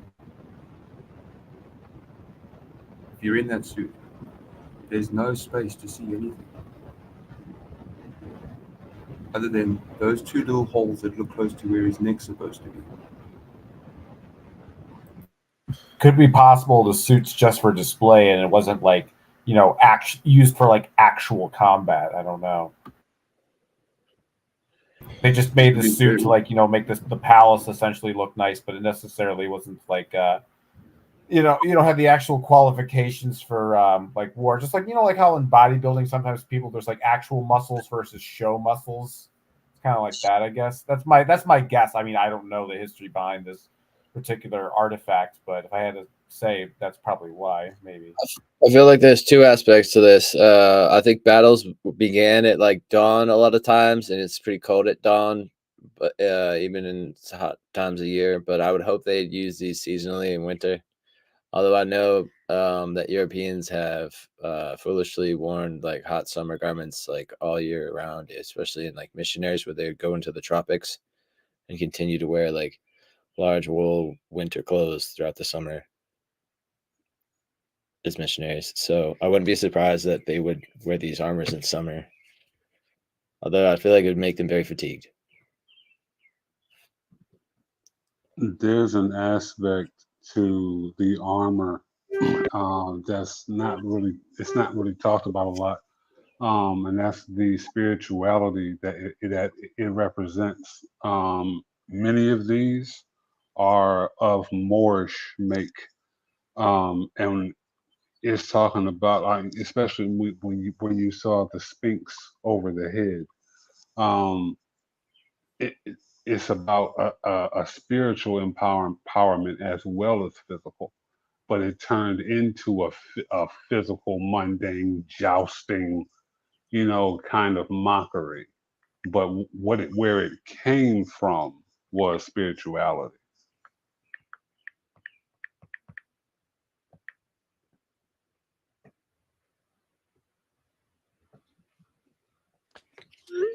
Yeah, I suppose that could be an element to why you don't need to see, because maybe there is actually a practical side to it. Maybe they were using vision Okay, that so wasn't just as a of the vision. quick one. Yeah, maybe it wasn't the vision and they were like they were very spiritually evolved. But I'm going back now to Dr. K, where he said it was the Moorish. Now, if you go into the Moorish history, the French have a big part to play there. And I see an incredible amount of churches with French names on them all over the world, unless they've been changed. So if the Moorish basically spread out from them, regardless of what the race could be, because I think the Moorish Empire was pretty huge, to be honest with you. I think they were one of the biggest empires. Okay, well, other than the Romans and Kublai Khan. Or maybe the Persians as well. But how I'm making relevance to this is, to me, I don't see how I can fight an armor like this. And some of the best of their fighters wore these armor. This is why they're still presenting some of them. And if you look closely at them, the symbols and all of that's on their armor basically tell you a complete story, because that's what it's there for.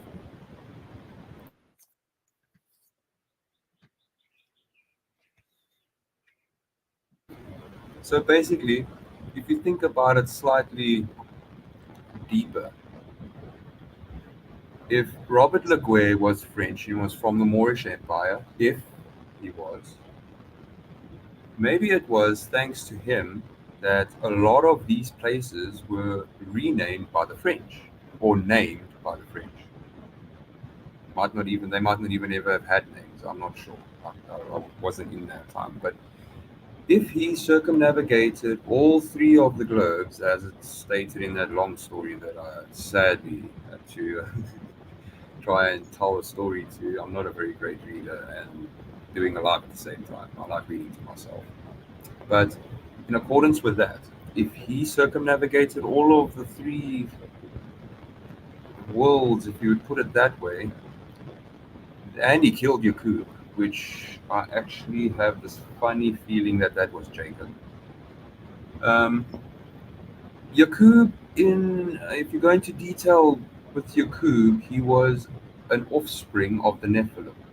Okay, and he basically had superpowers, if you could put it that way.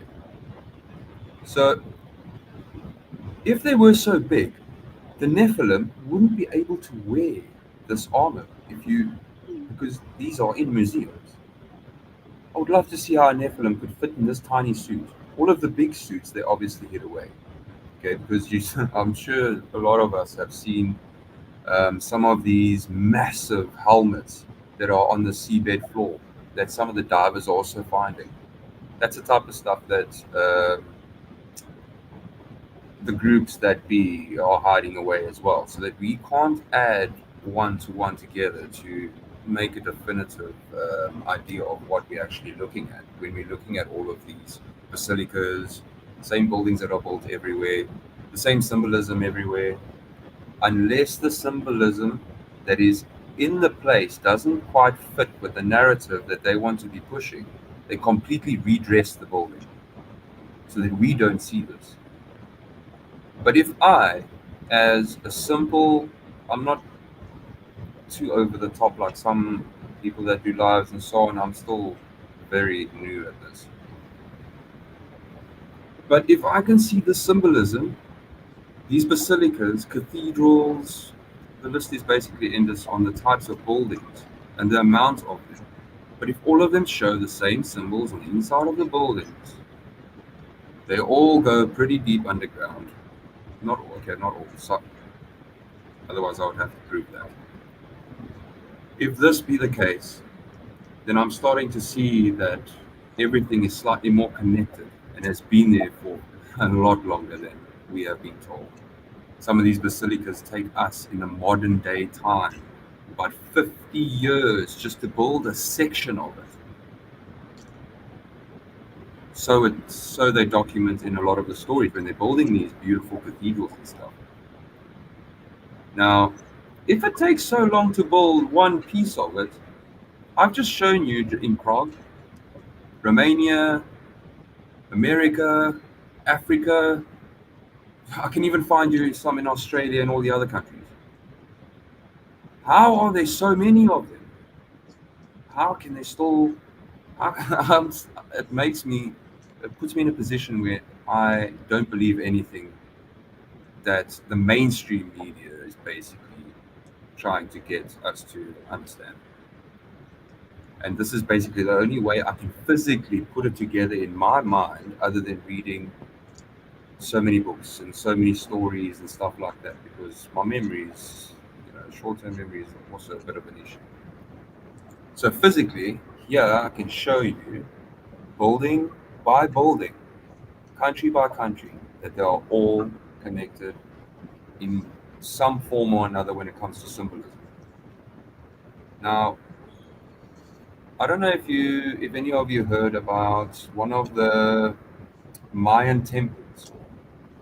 I think it was the Sun Temple or something like that. Underneath it, they found a long tunnel that goes about 500 miles underneath that pyramid. And if that pyramid is as old as, it's probably older than they say, but I think we've been basically going around and around and around like this in circles. As soon as we figure out too much, we get snapped back into a reset mode again, and this all starts up again. Now that's basically my part of this. Yeah, they found some alchemistic things below these temples as well. They have mercury down there that comes from another substance, a red substance. It's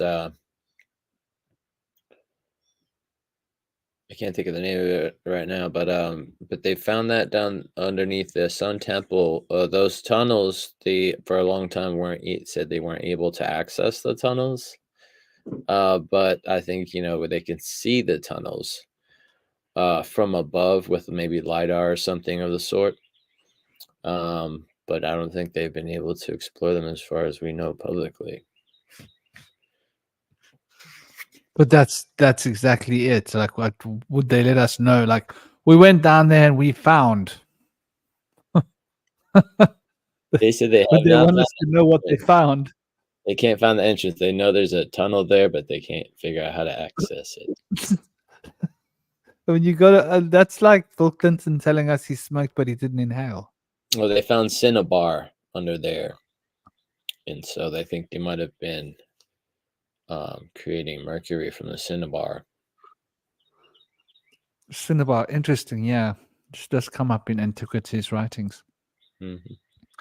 So this brings us back to this story of Meru, and Meru seems to represent what we've all been sort of bouncing around, that there are different densities to reality, and that reality isn't a finite thing. And how did you put it, Dr. K? That there is a broader sphere of reality. Is that accurate? Indeed. So this is what Mount Meru suggests. What? That there are three worlds, the three worlds of the shaman, and that when you go beyond these three states, you're in the sixth heavens above. And if you go down to the roots, you go into the proverbial underworld, hell, whatever you want to call it, where there are twisted, dark entities that would, like, not do you good turns. And obviously in the heavens there are like lovely entities that would do you good turns.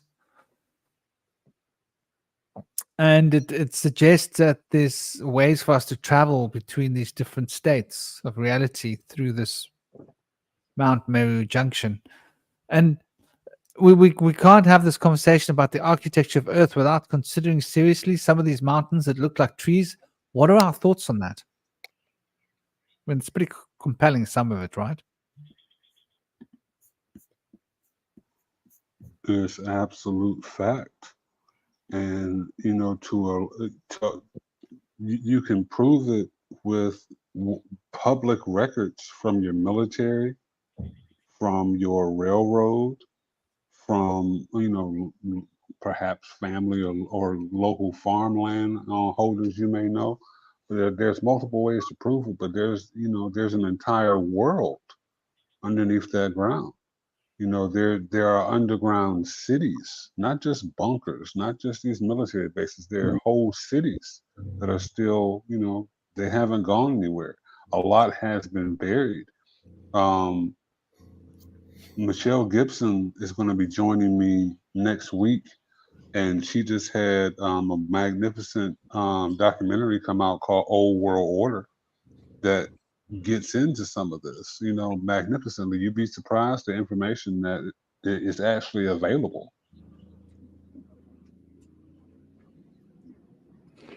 Yeah, well, that's exactly it. It's been hidden in plain sight, hasn't it? A lot of it. And it's been labeled as mythology or, turned into children's stories or something. But a lot of these stories are very much apart, like all the maps, right? There are a lot of maps on Earth that are quite old that show us a very different Earth to what we're used to. And coincidentally, that's what you see when you look at the moon, as if the moon is reflecting it. I like the idea that the moon weakens the influences of ether. And by weakening the influences of ether, we strengthen the influences of the astral, what is called the middle world of the shaman. So from shamanism, the real magic happens, how you influence reality is from the middle world, not from the underworld, which is interesting. And that's if you want to alchemically change something. And in order to grasp these principles, you need to have your divine thinking cap on, if I can use those terms, be connected to the divine spiritual world. So to channel it through, the middle world is where it all happens, and it finds resolution in the underworld or the etheric. So these three interfaces sort of makes a lot of sense with the story that Pope and Dope was reading earlier about how the ether has less of an impact under the moon's light because of the moon's cooling influences. Because if the moon represents that aspect of the ether being reflected to us, it would negate the ether by its own presence. Sort of the way that a sound would dampen out another sound. I'll give you an example. If you are singing E and someone else is singing E, I'm not likely to be disturbed by their E that they're singing because it's going to fade perfectly into the background with your E, right? Musically. So in the same fashion, because of the tune and resonant frequencies of the moon, the solar presence would be brought out, the astral presence, but under the sun, which is more in tune with the astral presence would be pushed into the background, as it were. Even though it's strengthening the energetic resonance, you wouldn't be able to interact with it as freely as you could with the moon's essences. Which makes a lot of sense when they speak about how rituals were taken in under the moonlight. And as to why as well, from a shamanic perspective, as well as from most of the occult perspectives that I'm aware of, it actually all adds up in a very interesting way. What about the moon, Dr. K? What do you think the moon is? The moon, like well, like everything else here, but to a much lighter density. The moon is a projection. It is not a physical location where we can go. Um, it is the one and only true map that we have of the Earth. And it was not always here.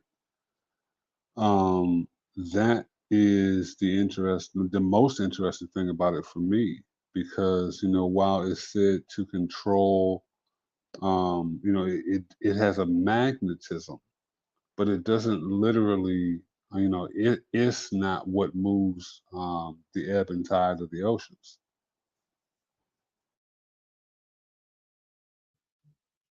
Yeah, there's definitely a density thing going on there with the moon. And the light of the moon definitely seems to be different. And I would go as far as to say that I've noticed that when I stare at the moon, it does actually cool my body down. Literally. Which is fascinating. Because when you stare at the sun, it actually heats your body up. Just the idea of the sun touching your retinas causes warmth in your body. But moon touching your retinas will actually cool your body down, even if it's not cold. It is quite fascinating. But yeah, the moon produces its own. The moon is its own source of light. Not only that, but you can do your own experiment. You can go out at night with a piece of cardboard and a thermometer, and the moonlight will be colder than the shade, always. And remember that the things, the sun charges things, but things don't grow under the sun. Things grow under the moon, and you need that cool energy. That's also proof that it produces its own light.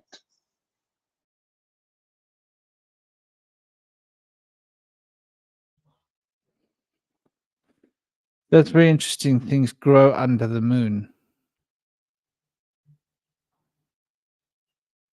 Yeah, it's a fascinating concept. Things do grow a lot more under the moon. We tend to grow when we sleep at night, don't we? We grow all the time, but that's when we do most of our growing,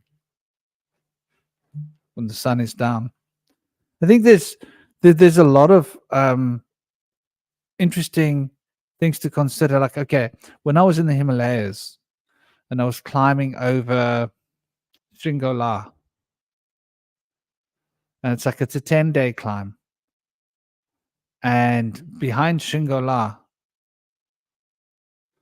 I was climbing up from the what is it? The eastern part of Kashmir, bottom part of Ladakh. And it's a bit away across from Spiti Valley, but a bit higher. And I was climbing, and it was really lovely and all. And then I got to this point where there was this massive mountain. But I mean, it was huge. And it seemed like it was made out of magnets. I couldn't explain it. It was made out of big iron. I could literally feel the iron.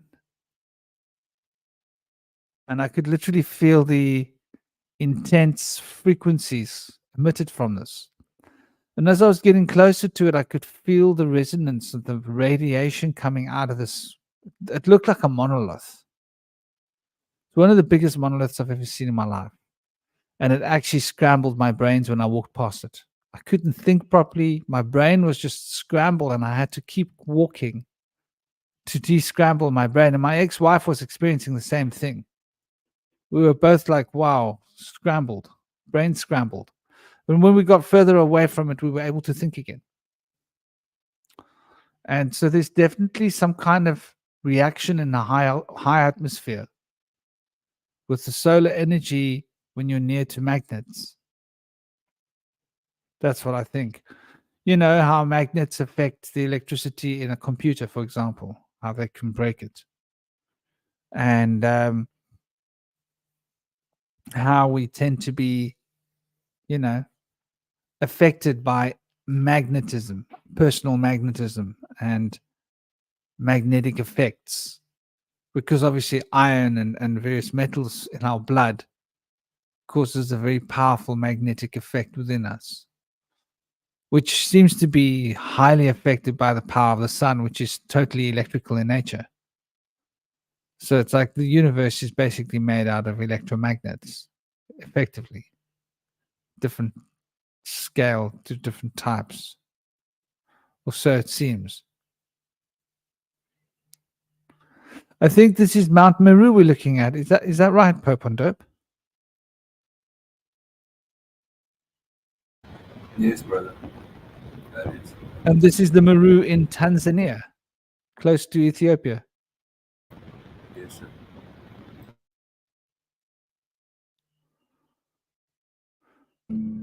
Now, Mount Meru is said to have 5 peaks. Is that the Mount Meru of 5 peaks? It looks to be.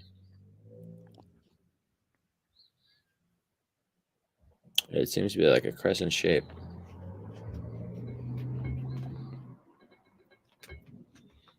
Can we get a profile of like the mountain peaks at all?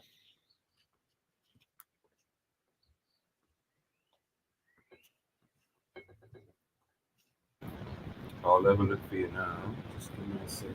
Just want to check this. Here's one. Okay, so there's Kilimanjaro, right? This is Mount Meru, right here. That sounds pretty close to Kilimanjaro. There's another one. There's another one. There's another one. There's another one. There's another one. There's quite a few here. We had a view on this. There was someone on YouTube that was mentioning this, and apparently this is one massive tree that fell down. But that's from his point of view. We were basically just looking at all of the views concerning Mount Meru, Rupes Nigra, and Mount Kailash. That was right, yeah, brother? Yeah. Awesome. So basically, trying to get as close to Mount Meru, the most original one, as possible, because that's basically where all of these lovely stories are flourishing from. But to be honest with you, in my personal view, look, these countries that or in this world, they apparently can't agree on anything, but they will sign a treaty to stop all of us from going to the North Pole. Now, how this is interesting is the fact that it's like this massive puppeteer show is basically presenting us that they're not connected. The world isn't ruled by these royal families or anything like that. It's ruled by these countries, and I think we are under the illusion that these countries are basically having this game with us so that we are basically segregated from each other, so that we either go against religion, we either go against race, we either go against culture. When you start adding all of that together, why on earth would you tell everybody that we are all one? Because that will make them know exactly who's controlling this domain. And number two, it will bring us back to unity, where we are all wise, where we are all loving each other, where money isn't really a priority in our lives. Love becomes a bigger thing. The meaning of living becomes worth more to you because you know you're gonna when you wake up, you're gonna wake up in love. You know you're gonna go to sleep in love. Yes, you might be working hard and all that, but everybody else's incentive as one is to help each other. And I would do absolutely anything to get as close to that as possible within this lifetime or in this timeline. Because then at least maybe I can remember who I used to be and that type of stuff. My past life. Because I can't connect to that as yet. I'm not going to speak too much about that, but basically I still think Rupes Nigra is the one in the North Pole, the one that Mr. Admiral E. Byrd went to go and investigate. I also read a story that Leonidas was also there. I also read another story about Merlin being called to come and help control two dragons that continuously break down Rupes Nigra. Now, the one breaks it down, the other one defends it. I don't understand how that story worked. I didn't go in depth on it, but it was pretty interesting how all of these really cool stories are aiming there. To be honest, as many illusions you can throw into society as possible, the longer they will run around chaotically, unaimingly at anything. So that's basically where we are at. But now we're getting to a point where when COVID started, a lot of people, lost their jobs and all of that type of stuff. So a lot of people had more time to go out and research things, They're not working. If you have time and stuff like that, you would obviously now go and look up, why is the world like this? Why aren't they taking down these traffickers and all of that type of stuff? Why, when you join certain chats on Telegram and so on, how can, or even on YouTube or TikTok, how some of these things are just overflowing in the media at the moment? If your mind is so idle that you can't at least look into these things or into your own family, what do you call it? Where you came from, look into your own culture as far into it as possible and not just listening to what everybody has to say, what you're supposed to believe and what you're supposed to be thinking and acting and so on and so on, other than living for yourself. Well, I won't say living for you. I mean living to at least wise enough to where you come from and how far that goes. But yeah, anyway, to me, I would love to see if Rupes Nigra is real. Um, it's very ironic that one of the biggest corporate companies that basically covertly run all sorts of the biggest corporations in the world is also called BlackRock. And Rupes Nigra is also known as BlackRock. What's very funny to me is when I went and looked at Mount Kailash, it said that it is also known as Mount Meru. Now, here is another Mount Meru, and this is in Africa. It's not Mount Kailash, it's Kailash, put it that way.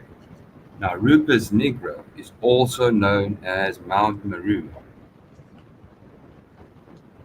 This is how we kind of got to this one, which is in Africa. Now, I'm not saying this is not an important mountain, but I think this mountain actually connects to a lot of the older cultures from Ethiopia and Ghana. And just quickly have a look at what other areas are here, so I can't speak. I mean, if you look at look how far, look how close Mount Kilimanjaro is, well, the park, how close it is to this Mount Meru over here. And then if you go up, if you zoom out a bit, these are some of the most popular countries for some of the oldest cultures that I've basically looked up on. From Ethiopia to Tanzania, Rwanda. Rwanda is also quite a big one. Ghana's also got quite a lot to do in history. Mombasa, Zanzibar. Oh man, those are now where the pirates start coming out and that type of stuff. There is so much in this area. It will probably take me a while to show everything. But yeah, let me not go off for too long. It's getting a bit late. Back to you, brother. Well, that makes a lot of sense because maybe those are all Mount Meru, but maybe like you've got to go through those to get to Mount Meru. Yeah, maybe. But what's very interesting is the story about Mount Kailash is no one can climb it. Now, I don't know Not if allowed this is to. true or not, but apparently some king, you can probably look it up. There was a king. Wait, never mind, scratch that. We actually tried to look this up again and we can't find it now. So if anybody does find it, please send me a link. I would really love to see it. But basically, um, it said a king tried to climb the mountain, Mount Kailash. And when he got to the top, he had this amazing heavenly feeling. And when he woke up, he was at the bottom of the mountain again. And he tried to climb the mountain again. And he got halfway and then basically just got knocked out. So blacked out, woke up again at the bottom of the mountain. Tried to climb up again. He tried so many times until well, basically, they had to force him not to carry on because for some odd reason, 4 scientists apparently also tried to climb it and they didn't get to ascend. But I think they got almost halfway. And within 2 years, all 4 of those people had died. For some odd reason, that mountain is giving off, I don't know if it's radiation or if it's something that eats, like your soul essence of some sort, or all your energy will completely dilapidate you to the point where your body can't, your body stops looking after itself. Your cells redevelop a lot slower.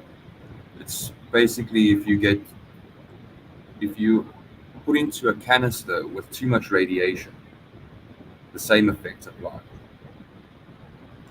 Now, what it was, I think they said it was for 1 day of climbing. It's two. It's, no, 1 day. So 24 hours on that mountain ages you by a month. So it's describing it. Now, I don't know how smart this guy is to be able to say something like that, because, to be honest, how do you know how old that person's going to get? How can you just slice a month off of his life just to describe it? But hold a moment. It makes me think not about Mount Kailash, but Mount Rupes Nigra.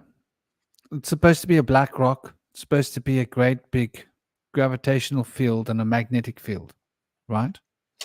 Now, according to the so-called science they've sold us, density and time are relative, right? So time moves differently on the sun than it does here. And if you're in a black hole, apparently time can stop. So an increase of density means slower time movement. A decrease of density means faster time movement. Is that right? Have I got that backwards? So if the density is changing around these places, then the speed of time should change, if that makes sense, based upon the gravitational fields.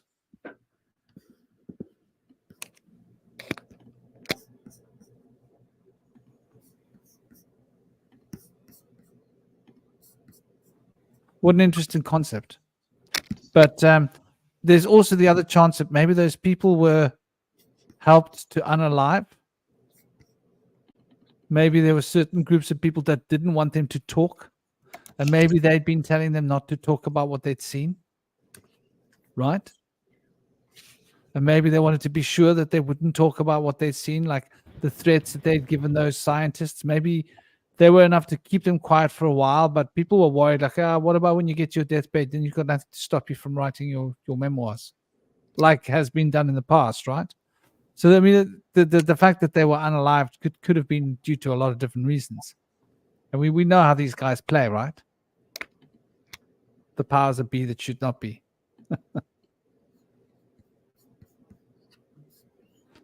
We're getting towards the 4 hours and 15-minute mark. And I think there's a bit more than 4.5 hours in the tank for recording time. So let's start wrapping it up. Let's start getting towards the conclusions. Who'd like to start putting some ideas down? I mean, over the course of the next 15, 20 minutes, hopefully maybe we can wrap it up and see what is it that we haven't covered? Or have we been quite extensive? Yeah, I wanted to mention, thank you for mentioning that story about Mount Kailash and the people that weren't able to make it to the peak. Yeah, that's just a strange story that no one's been able to make it to the peak. But the legend is that one monk was able to make it to the peak. His name was Milarepa, and he was a beloved Tibetan poet, singer, mystic, teacher, and saint, whose name means cotton clad. And he lived from 1040 to 1123. So about like almost a thousand years ago. But he was the only one to have been able to reach the peak, supposedly because he had never sinned, and so he was innocent. And in order to cross a certain threshold and make it all the way up, you have to have the purity of heart and purity of body and mind. So I guess he was the only one so far ever known to have been able to ascend to the peak and descend back. But everyone else was blacked out. They did not know how they got back. I just want to say something quickly, not to interrupt you. But they are blocking me from seeing anything here. I can't see anything. There's I'm on. You see that orange logo there next to the bottom right? Yeah. That's when I put that on. All these roads should light up like a Christmas tree. I can't see anything like this mosque other than the pictures that's there. Because if I go in there, I'm probably going to be, my jaw's probably going to be on the floor. Anyway, let me not waste too much time. Well, Is this Pretoria?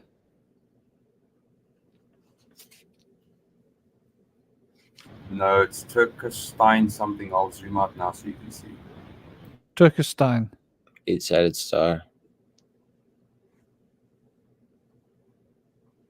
Uh-huh.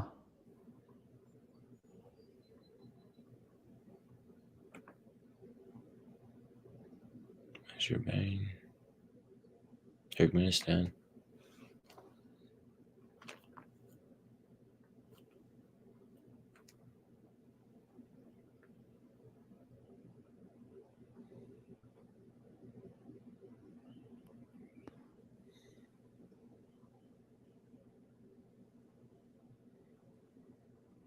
Wow.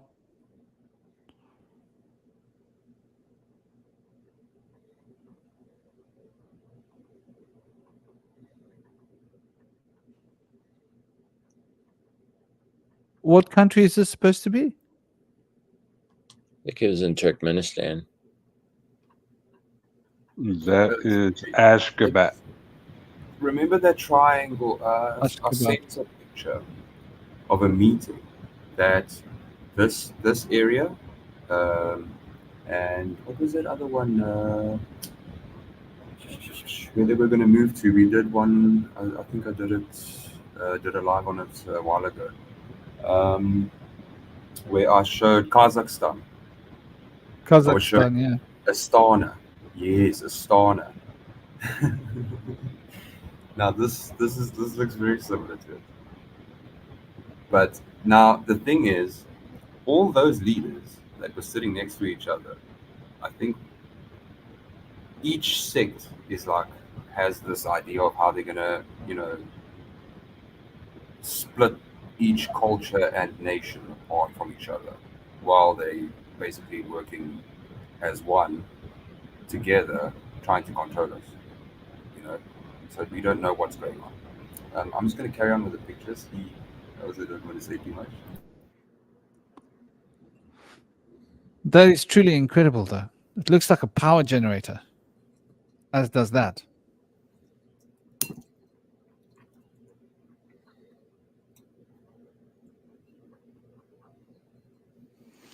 Yeah, no, there's definitely something going on here. Wow, it's beautiful. Huh?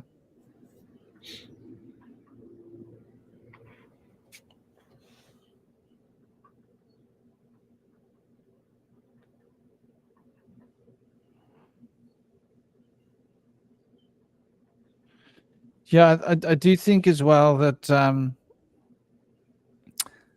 the way that we've become accustomed to believing what we're told is because we're living in boxes. If we weren't living in these square cube little boxes, yeah, if we were living in domes, for example, we probably wouldn't believe what we're told because we wouldn't feel comfortable in a box of thought or in a box of concrete. But we feel comfortable in little boxes of concrete. So how does it affect one's psychology to be living in a cube or a sphere or a, different kind of a structure, different geometry, different acoustic resonant field, different cymatic tone for the consciousness in the body? Wow. That's not for generating electricity, is it?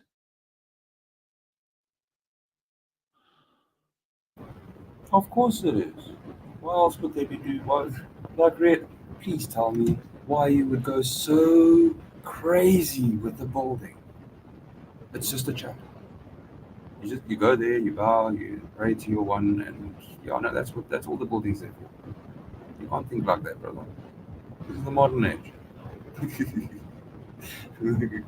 Yeah, it's all eyes there. This, if you want to go to this extent, to lie to me, I will do my very best, and I'm talking about the elites. I will do everything I can to figure it out, and that's what all of us are here for. I would love to know how old this really is.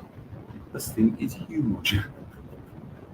Another thing I wanted to just quickly say, the gardens. If you go and have a look at the gardens at Washington D.C., okay, and just look at how it's laid out from how Washington D.C. is sitting, the northern block and the southern block. Okay, it's a beautiful garden. Okay, now you will see these massive gardens also around these places. Now, just now, when I went to Pretoria, that's in South Africa, I scrolled in, and I'm sure if you go to the beginning of this video, when I was busy with it, those same gardens are around those same cathedrals. Maybe not exactly the same, but I'm sure if you get a picture of all of them and you take a maybe basically make a collage, you will see the difference of them all, and you will see all of the things that connect them together, garden wise, architecture, the basic cross-like, the Christian cross-like structure of the basilica. Now, I'm not sure if it has something to do with the black cube. When you put it together, it's an actual square, like a 3D square. But if that's the case, maybe whatever is laid out as a cross, whether it be the black cube, where the stone of David is, or and so on, or if it is anywhere else in the world, like a basilica, I think they basically mean the same thing, that we're being lied to through religion, and our basic understanding of how we used to live has been split off into all of these other religions to help confuse us so that we can't get to the actual truth of what our real culture is actually all about. Yeah, sorry, that was a bit long. But yes, it basically shows every video that I'm going to be doing, I'll probably take a few snippets out of these lives and I'll actually just put them together so that it could broaden how, maybe so that you can see things slightly more my way. But yeah, other than that, sorry, brother, I'm going to let you carry on.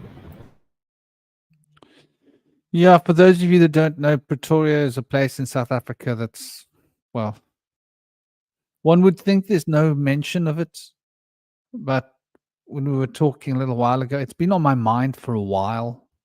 Something in my consciousness has been like picking up on the word Pretoria. Pret means, in Dutch, it means fun, Yes. joy. In Afrikaans, coming from Dutch, it means fun, joy. In French, I think it means to be ready. So Pretoria, or means light. Ea is the ancient name of Enki before he came to Earth. The original name Ea Enki, Yanki. So it means the joyful place of light, or the ready place, the place of light that's ready place of light. Which is rather an interesting name if you think about it. And Pretoria has always been sort of thought of as like there's nothing there except for very like small villages and stuff. But when you actually look at it on a map, there seems to be a lot more going on, doesn't there? Wow, that's fascinating. So yeah, I mean, I think we've pretty much gotten to the point where we are in the last minutes. Dr. K, is there some more thoughts you wanted to add to the table? Well, when I think about divine architecture, I'm always taken back to, especially when you're looking at cities like Ashgabat, which is one of the remaining um, vestiges of what you see in the World's Fair era from 1851 to 1915, going from London all the way to Panama City for the World's Fairs. And when you look into some of the history, not just the immaculate architecture, but when you look at some of the narratives surrounding these structures. One of the crystal palaces was moved by hand, at a time when you didn't have cranes or trucks. You had cathedrals that were moved across the pond, from different abbeys, from Yorkshire to New York, for example. Some of these narratives are absolutely insane. And when you combine that with the great fires of the world, and we can go on and on. There's so much that is truly public. I really don't like giving the so-called powers that shouldn't be too much credit, because a great deal of this information is public. It's up to people to actually do the research, as opposed to believing what we're told and believing what we hear. Do the research for yourself. But you will be blown away by what you see, because the further back you look, the more advanced we seem to be. The more primitive we're actually becoming, at least collectively in terms of society. um, Again, I want to thank you for the honor of joining you. It was wonderful to see you all. Sorry it's been so long. um, Thank you for this wonderful information and conversation. Um, and to add on to this, please join me next week when Michelle Gibson will be my guest. And again, check out her brand new documentary, Old World Order. Tartaria, Antiquitech. Um, it is truly incredible the amount of information you can find out, especially when you have a group of history hounds. So thank you again, and love, peace, and power, everybody. Well, thank you, dear brother, for joining us. Always an honor. Thank you for bringing your insights and your knowledge. And yeah, I think that's going to be a fun discussion you're going to have there. She seems like a very interesting lady. Obviously, been through a lot of different wormholes, or down a lot of rabbit holes, shall we say? And oh, what is he showing here? Some interesting perspectives. And there's definitely some fascinating architecture going on over there. So obviously, all very modern, right? Wow, beautiful. But yeah, brother, thank you so much for joining us. And Namo Narayana, Shivaya, and anybody else. Who else has got more to add? Indy? Cosmic? Cosmic did fall off, didn't he? Yes, he did. Yeah, I just wanted to thank you, Franklin, and everybody on the show today. It's been a great show. It's been good having this visual background here. Thank you for that, Pope on Dope. And it was great having Khalil back in the show. Great having you back in the show today, Khalil. And it's always great to hear your insights and your wisdom. And it's been a great show. Thank you for everybody in the chats. If you want to check out some of my work, I do open source work in many fields, theoretical and some fringe things and paradigm shift works that I do are trying to be pioneering some stuff just to spark ideas for people to move forward and transcend some limitations, maybe see some new ideas that either you may like it, you might not. If you don't, maybe it can strengthen your own worldview and your beliefs. But there's some stuff on there that some people might find pretty interesting. So my site is vibetribescribe.wordpress.com, and you can check me out as Indie Sage on Facebook or Raw Sentinel on Instagram. Thanks, guys. Lovely, brother. And what about Pope on Dope? Where can we find you? We know, oh, by the way, Kalal's got a YouTube channel. If you want to find his channel, just remember Go and take a look at my recommended channels, and you'll see his channel there. It's not many there. It's like 7 or 8 or 9 channels there. It's one of them, and yeah, you'll be able to find him there quite easily. What is your channel's name at the moment, Kalal?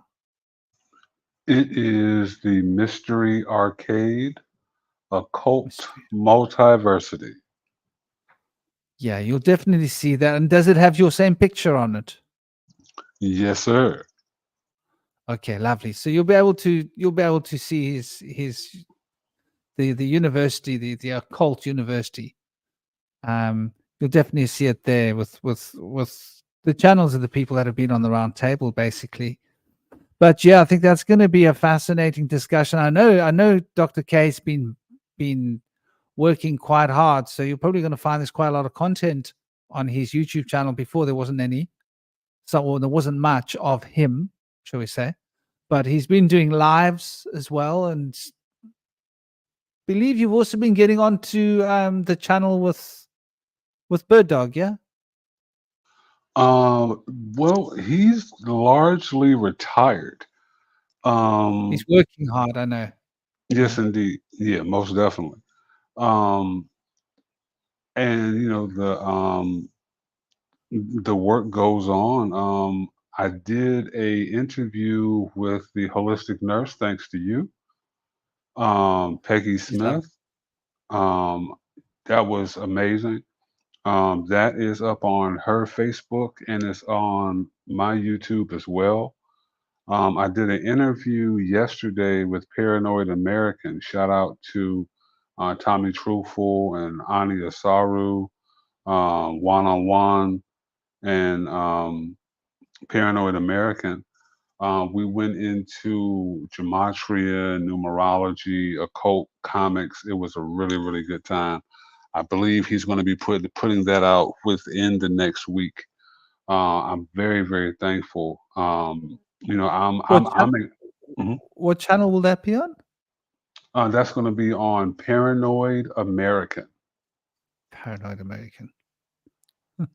Shout out to Machete. Um, she connected us by saying, I think you should really, have a conversation with this guy. She knew exactly what she was doing because comic books was still one of my biggest passions, and they're intimately connected to end time spiritual events or eschatology. Um, and his work is incredible. So I'll be having him on my platform as well. You're talking about Paranoid American. Yes, sir. Yeah, he's interesting. I haven't actually watched him on his own, but I've seen him. I've seen him in groups. With he tends to do group shows, doesn't he? But yeah, that's In, going to be fun. indeed, he's got great energy, and he's got a great mind. I love his works. I just got his Secret Mystery School comic book series. Absolutely incredible. He's an incredible writer and artist. But when it comes to being able to, people who actually study, uh, I will take that anywhere I can find it. Always. Well, good luck with that, dear brother. Enjoy it. I'm sure it's going to be a good one. And to the rest of you, I hope you're all good. Hope you've got what you came for. Hope you enjoyed the discussion. It was very informal, very straight up, very easy, very simple. And been some really wonderful comments here in the group. Line up all the peaks, says Canuck. Definitely line them all up. And I think as time goes on, I think there's going to be a lot of revelations about how many of these cities are built on older cities or built on older cities or built on older cities, and how many structures are built on older structures. And we see this with the pyramids. Many of these pyramids were built on much older pyramid structures, and it seems like the deeper you go down, the more you're going to find in there that seems to be just sort of fundamentally to the to the what seems to be the foundations, which aren't really foundations, but they are the structures that are on older foundations, and obviously the older foundations were more solid. In the same way that we realized that the pyramids were not, it seems to me that the pyramids were sort of put together in the air and put on the ground almost. They're so perfect, right? And as far-fetched as an idea as that is, one should consider it as a possibility. One has the ability to manipulate the mass of an object and levitate something. Then wouldn't it be easier to put the rocks together off the ground and then put them on the ground as a structure? It would definitely increase the integrity of what it is that you're building, I'm guessing. But yeah. Oh wow, Magic LaCroix. I only just saw you here now. Much love. And Naraka, I hope you're good. And hope all of you are doing well and having an absolutely fabulous, fabulous, fabulous weekend. Taking it easy. And yeah, man, sending you all so much love, blessings, peace, honor, respect. Thank you for the discussion to all of you. And thank you to all of the wonderful people that were part of our chat, sharing different ideas with us here. And sending you all so much love. Thank you, Kanak. You've had a lot of really wonderful inputs as well. The Blue Mosque in Istanbul. Wow, yeah, I've heard. I've not been there. But yeah, man, take it easy. Don't forget to smile. Don't forget to shine. You guys are all lovely.